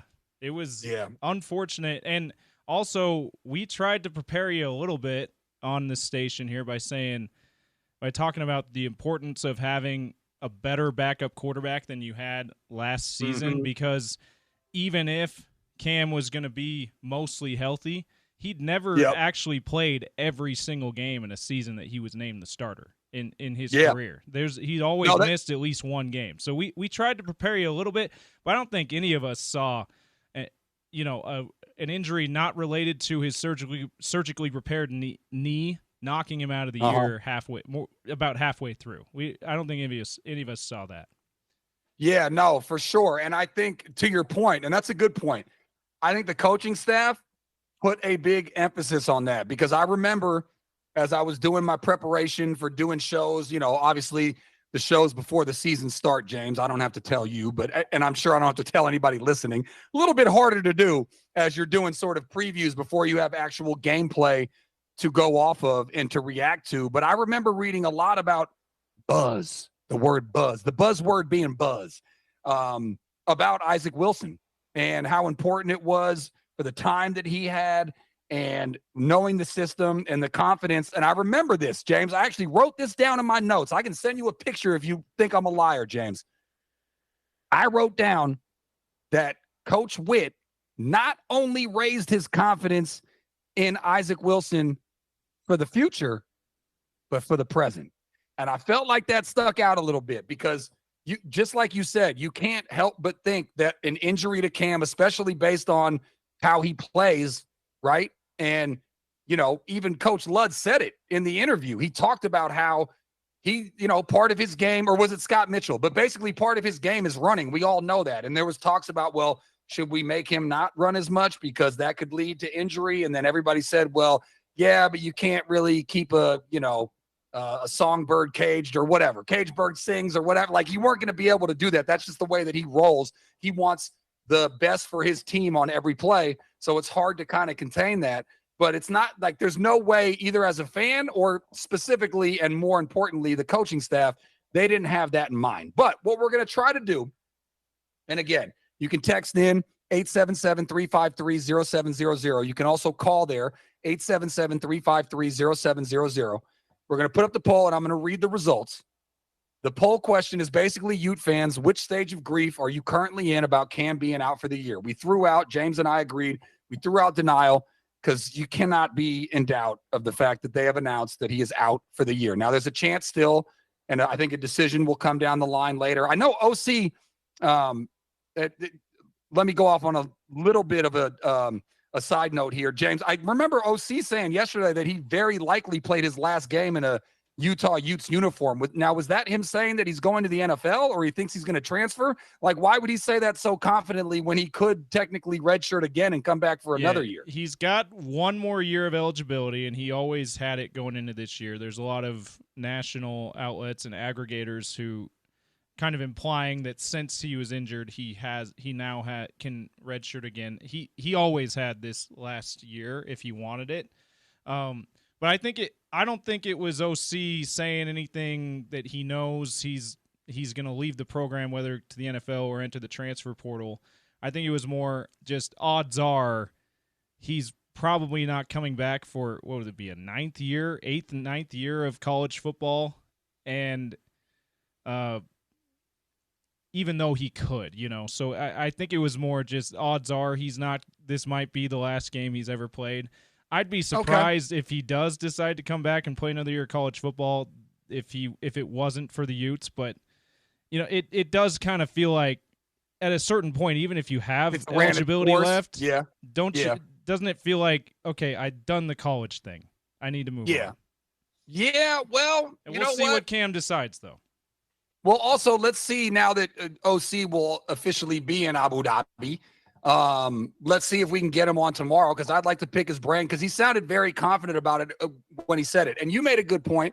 If you look at it like there's three options, he goes to the transfer portal, he goes to the NFL, or he comes back to Utah, then technically odds are being 33.33% is that he would not come back to Utah. But I remember wondering that in my head. And I know we can't get him today because he's on a plane, but if we can get OC tomorrow, I'd like to ask him that. In fact, I won't even text him. You just see if he can join us, and I will get the reaction just like, I'll get the reaction like all the listeners do live on air for why he sounded so confident about that, because I don't see why he wouldn't just get another red shirt and another year of eligibility and come back next year. Anyways, to go back to the poll, again, at Zach Sports, ZAK Sports on Twitter, at ESPN 700, I will just read the percentages while I read the question. What stage of grief are you currently in about Cam being out for the year? Thankfully, it goes in order. James, 5% anger. We lost Cam again. 17% bargaining. Okay, with Wilson, what could have been. 22% depression. Season's over. And then a very robust, James, and I'd like to think that we had a hand in this, a very robust 56% acceptance. Next man up. We got a ton of talent on both sides of the ball and great coaching. Let's go. Yeah, man, I think it's all us because that number is steadily dropped as the show's gone along. So I'm taking all. Really? We should take all the credit for it. Oh no, it's supposed to go up. Not my down. bad. My bad. We don't want to take credit for that. All right. Well, let's quickly get to some points. Maybe we're not the point of positivity we thought we were. Yeah, apparently not. All right, well, let's get to some, as we have now coined it, and we should get these things trademarked, James. I'm going to put that onus on you. Fractions of concern, or no, asterisks of concern, and then we'll get points fractions too, just in case, because we do kind of use them synonymously. We'll asterisks and fractions of concern. We'll get them both. Yeah, because trademark. Yeah, because well, we did fractions of concern with asterisks, so you're right. We need both, so somebody doesn't rip us off. Anyways, here's one, and it's who we spoke to again. You can listen to all the interviews. The ESPN 700sports.com does an amazing job with being able to listen to any particular part of the show. If you don't want to listen to me and James do a Seinfeld part, you can listen to the Mekhi Bernard interview that we did at the bottom of the first hour, or the interview with Coach Ludd at the top of the first hour. But that's one positive or point of positivity is Mekhi Bernard looking like he is going to emerge and become somebody, especially if, and I don't know how much it's going to change, but as we talked about, it's got to change at least a little bit, James. But if they do err more on the side of rushing, because I think we all know they would rather run the ball. Even OC was like, even if they pass the ball more than they run the ball this year with all the tight ends and the wide receivers, it's going to be like 51-49. So we all know how much they love to run the ball and play defense. That's pretty much, I think, most coaches, other than like the new age coaches like McDaniel in Miami and Shanahan in although San Francisco runs the ball a decent amount. Anyways, my point is the old school coaches, they'll tell you two things: run the ball, stop the run, play defense, all that good stuff. So it looks like you now have a guy, and we had him on, and hopefully we're going to have him on a lot more in the future, but he sounded like a guy that's willing to step up and take that role. I asked him, you've been around the 20 carry mark? He's like, I'll carry at 50 or I'll carry at 5. I don't care. I just want the team to win. And as James pointed out, he proved that by going from RB to CB. He went from running back to cornerback in one of the biggest games. So that is a point of positivity. James, would you agree? Absolutely. I mean, that's the new nickname for Mekhi Bernard. He's the point of positivity. And he did preach positivity and optimism in our interview today with him. He was certainly that guy, kind of being that, shining that bright light that say, hey, we've got everything in front of us still, and I'm willing to do whatever we can to win. I mean, good choice naming him captain, first off. But a guy who can who says that kind of stuff and then has already shown it, like you just mentioned again in the Rose Bowl, switching positions in the last minute to help out the defense. You don't have to wonder why he's been chosen to be captain, at least for the rest of this season, based on that.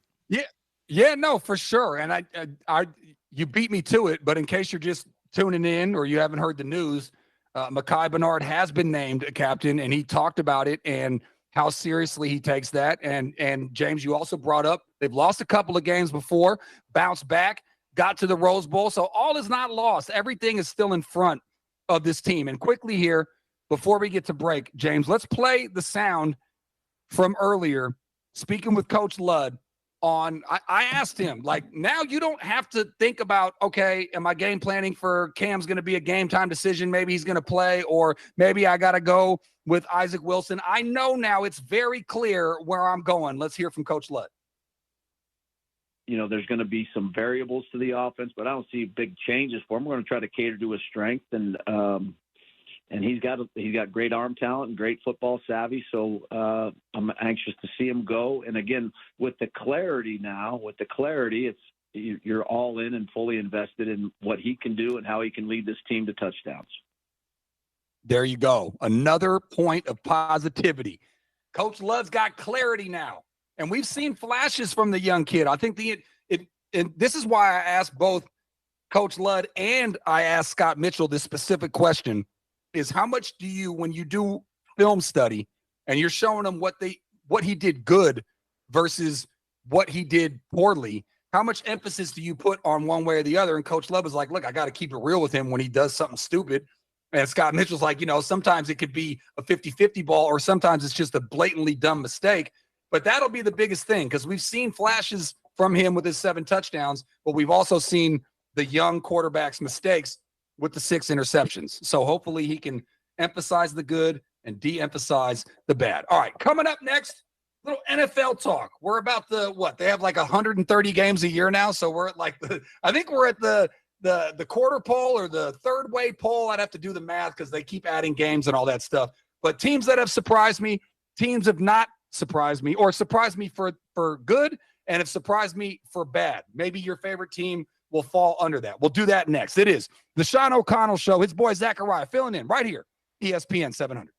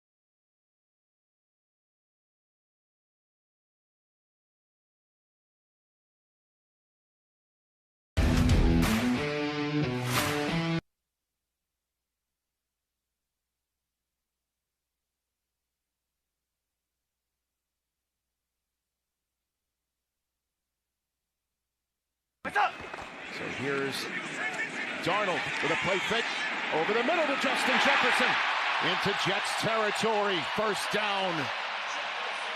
Arm talent of Sam Darnold and his ability to just layer the football over the linebackers to number 18. Let's clear it out on the inside and let him work. But you see it up and down. Beautiful throw right on the face mask.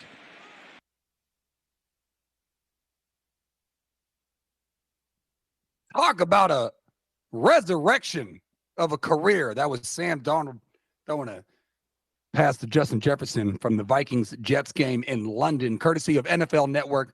Rich Eisen and Kurt Warner on the call. Welcome on back. It is the Sean O'Connell Show. Zachariah filling in right here on ESPN 700. Coming up at about a quarter to the hour, the final segment, I will do a little bit of topical trivia.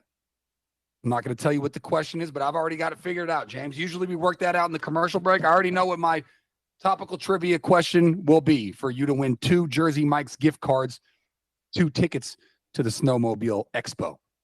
We will do that. And apparently Spence is standing me up again now. Look, he's got a justified reason here. Look, I like to create fake conflict at the station because Spence was very nice to me, gave him his phone number. I texted him actually when he was on air because I told him that I agreed with him that adults going to Disneyland without kids is kind of weird. And Sean O'Connell disagreed with him, but I agreed with Spence. So my first text to Spence was, I agree with you on the Disney front. And he texted back, thank you. So I think he likes me. We talked about going to lunch. You know, we didn't get to do it because I was only there for a couple of days.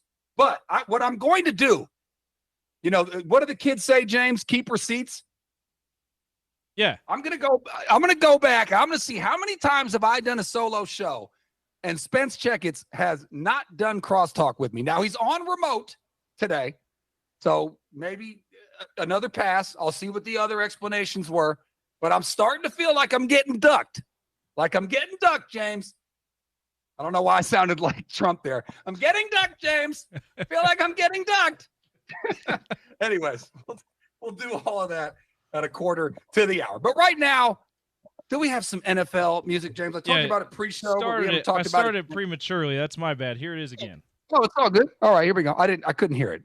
So anyways, what I want to do here is just go around the NFL because the NFL is king. I'm sure everybody listening, or maybe it's not as popular out there. I mean, I know OC joined one at like the last minute, but fantasy football is huge.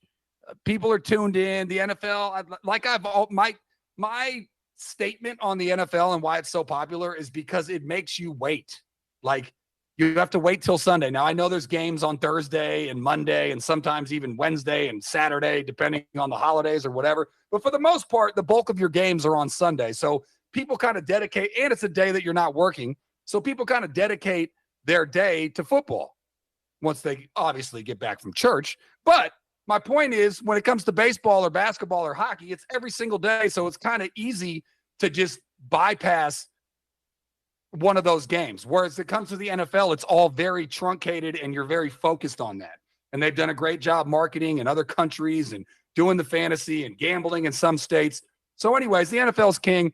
And look, as much as I love basketball and I love baseball, I'd be lying if I said I didn't consume more football than either of those. And we didn't even get a chance to do MLB playoffs, but we can do that tomorrow, Jen. So first question, you heard the highlight again from NFL Network.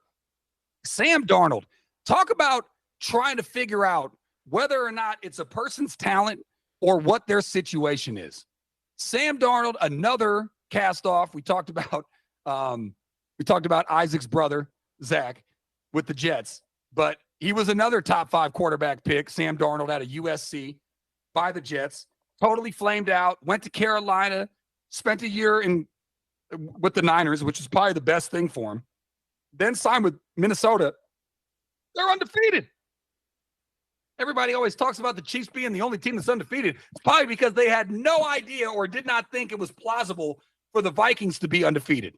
And they have a huge matchup with the Lions this Sunday. I'm looking forward to that. Do we think the Vikings are sustainable, though? Do we think – because I kind of am feeling like the Lions are right there with them, not undefeated, but just the one loss. I feel like the Lions are going to overtake them at some point. Do you think the Vikings can sustain this and win that division and be one of the last undefeated teams in the league? I can tell your tone that you don't, and I would agree with you. But I'm not there. No, I'm not there. No, I meant like you don't think that that's going to happen. Yeah, I right. don't either. Right. Yeah. I don't either. But here's one thing that I've learned in the few years that Kevin O'Connell has been the head coach for the Vikings is that guy will turn anybody into a good quarterback. Now, it helps when you have Justin Jefferson, and Aaron Jones has been doing a good job at running back coming over from Green Bay. But that guy, and I've seen interviews with him across a lot of but here's the thing. He's like a quarterback whisperer. Yeah. You know what I mean? Like, who picked, like, I would love to know what the over-under was. I know OC likes to encourage betting. I do not. If you do, do it responsibly. But I'd love to know what the over-under was for the Vikings win total going into it, because nobody thought Sam Darnold was going to step in there and be 5-0. I mean, I'm shocked by that. Now, this Lions game will tell a lot, but it's not like the Vikings haven't beat good teams. They beat Green Bay, by the way. Are you ready for it? I found BetMGM's over-under for the Vikings. And what was it going into the season? Not now. Yeah, 6.5 wins. They're almost there, man. They're 2 away. Yeah, so I mean, look, I'm not trying to discredit Sam Darnold. Obviously, it's harder for the quarterback to go out and do it, but I'm more saying we've seen Sam Darnold not do it with a lot of people not named O'Connell. So I mean, for me, that's what I look at. And so, like, coach of the year, as far as I'm concerned, they're not going to continue this path. Like I said, I wouldn't be shocked if Detroit won this division starting with this Sunday, but that was a shocker to me. And speaking of the NFC North, 17-5, James. The NFC North is 17-5, and I was looking at the division. They somehow they all have like 3-4 game winning streaks. It's because none of them have played each other, so they're probably going to, cannibalize each other starting on Sunday with the Vikings and the Lions. But what a division! And then you compare that to the NFC West, where you got Kyler Murray with Arizona, you got Matthew Stafford in LA, and obviously the Niners, who have been to like 17 straight NFC Championship games. And you would look at that division and think that they would be great, 9-14. Now, I know, again, we're about somewhere between a quarter and a third of the way through the season, so you can't make all these snap judgments, but all I can do is go off of what I've seen. I hate when people say, it's too early, it's too early. It's like, well, what else do you want me to react to? You know what I mean? That's all react to what's happening. All I got yeah. All I got is what's in front of me, which leads me to,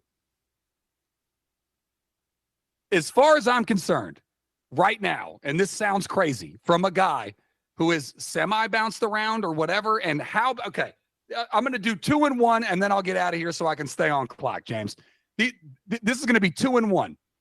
Is Deshaun Watson's contract the worst contract in the history of mankind? I should have wrote this down, but I got too many things open on my tabs, and there's like multiple. I didn't want to put it on I should have just put it on the show rundown. Anyways, I think since 2020, there's been like 175 quarterbacks, and Deshaun Watson, yards per play, averages 174th. Whew. And I'm pretty sure that's bad. I might have got that number spot on. Well, it's almost like karma for the Browns, right? You give this guy an unprecedented, guaranteed amount of money.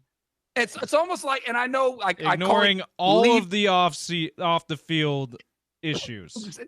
Exactly, and that's why I like to call it Leaveland, not Cleveland, because I'm always trolling Cleveland fans, whether it's the Guardians or the Browns or the Cavs that don't even really have a title. Draymond Green has that title, James, because he's the one that kicked LeBron and the Nards, got suspended for game 5, I believe. Then they lost game 6 in Cleveland. Always comes back to the Warriors with you, doesn't it, Zachariah? No, I'm not. No, this is about Cleveland. But I'm just saying their one title that they have in their 3 professional sports shouldn't even have counted. Huge asterisks there. But anyways, I coincide that with, is Baker Mayfield the MVP, James? He has been so good, hasn't he? He had one dud, I believe, against the Broncos, who have some. I know there's a lot of Broncos fans. I remember I did the poll, and Broncos fans got a lot of votes. So maybe I'm speaking to you. What I would say to congratulations to you is that I think that you have a coach combination with the quarterback that you can move forward with. But what you're special gift is this year is making other teams that have otherwise looked great look horrible. I believe the Broncos have beaten both the Bucs and the Jets and made Aaron Rodgers and Baker Mayfield, who I just said could be the MVP, look very pedestrian. So anyways, that'll be my last of going around. I got like 6 others, but I got tomorrow too. So that'll be going around the NFL. But seriously, those two things go hand in hand. Is Deshaun Watson the worst contract ever signed? I'd have to go back and look. I'm sure there's other bad ones. But most of the time, it's like, right? It's got to be. Yeah, I mean, I'm trying to. Every time I think of a bad situation, it was a draft pick, not a signing. Not right. So, like, I think of Ryan Lee and a guy who was awesome before Cleveland and before all of the allegations came through, off the field allegations came through.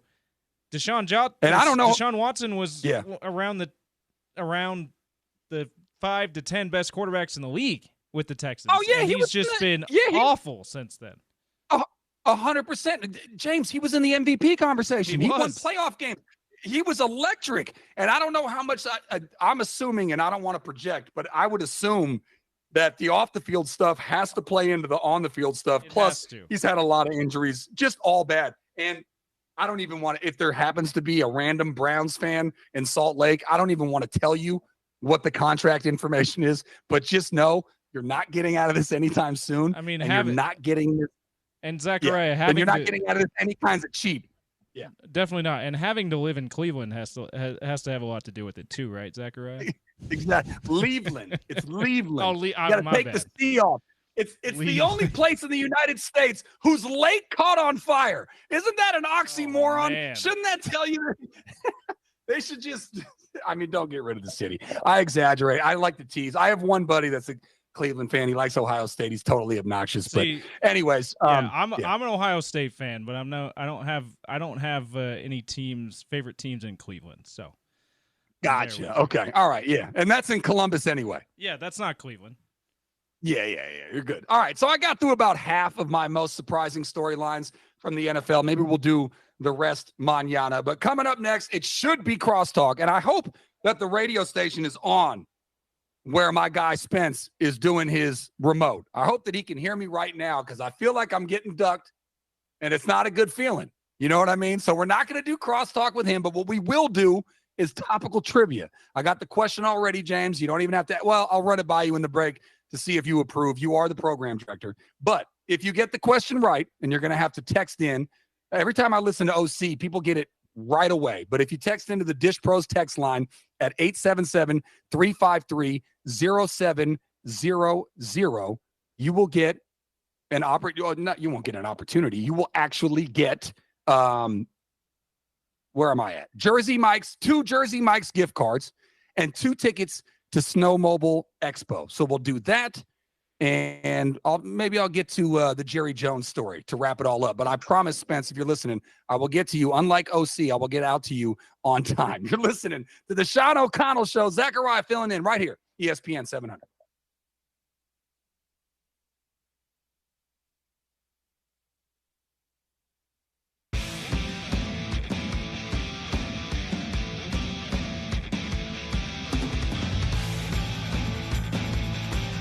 Oh yeah. Go ahead and squeeze that in here too.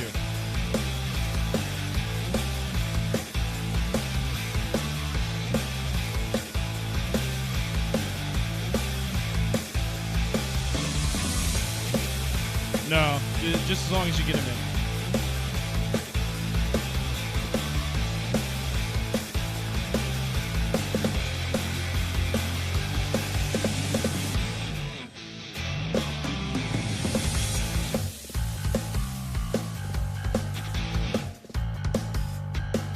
All right. Yeah, I like it. That's good.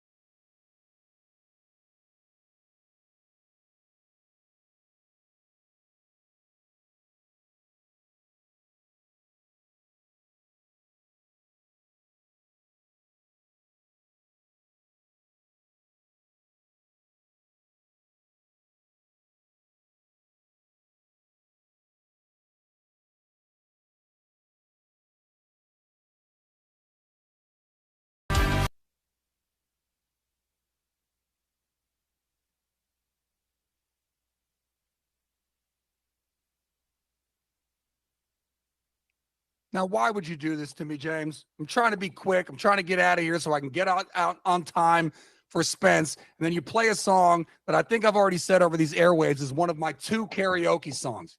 It's this one and Louis Armstrong, What a Wonderful World. Anyway, love this song.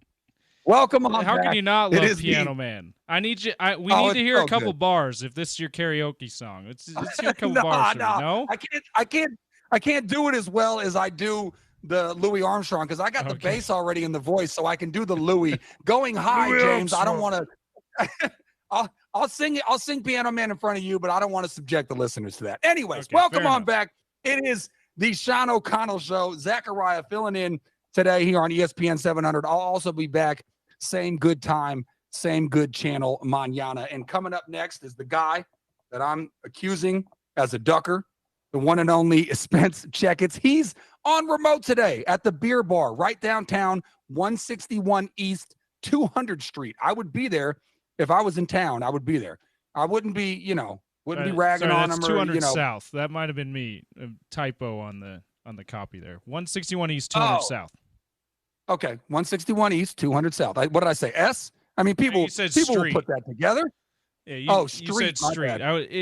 People know. People know where beer bar is though, so it's not a huge deal.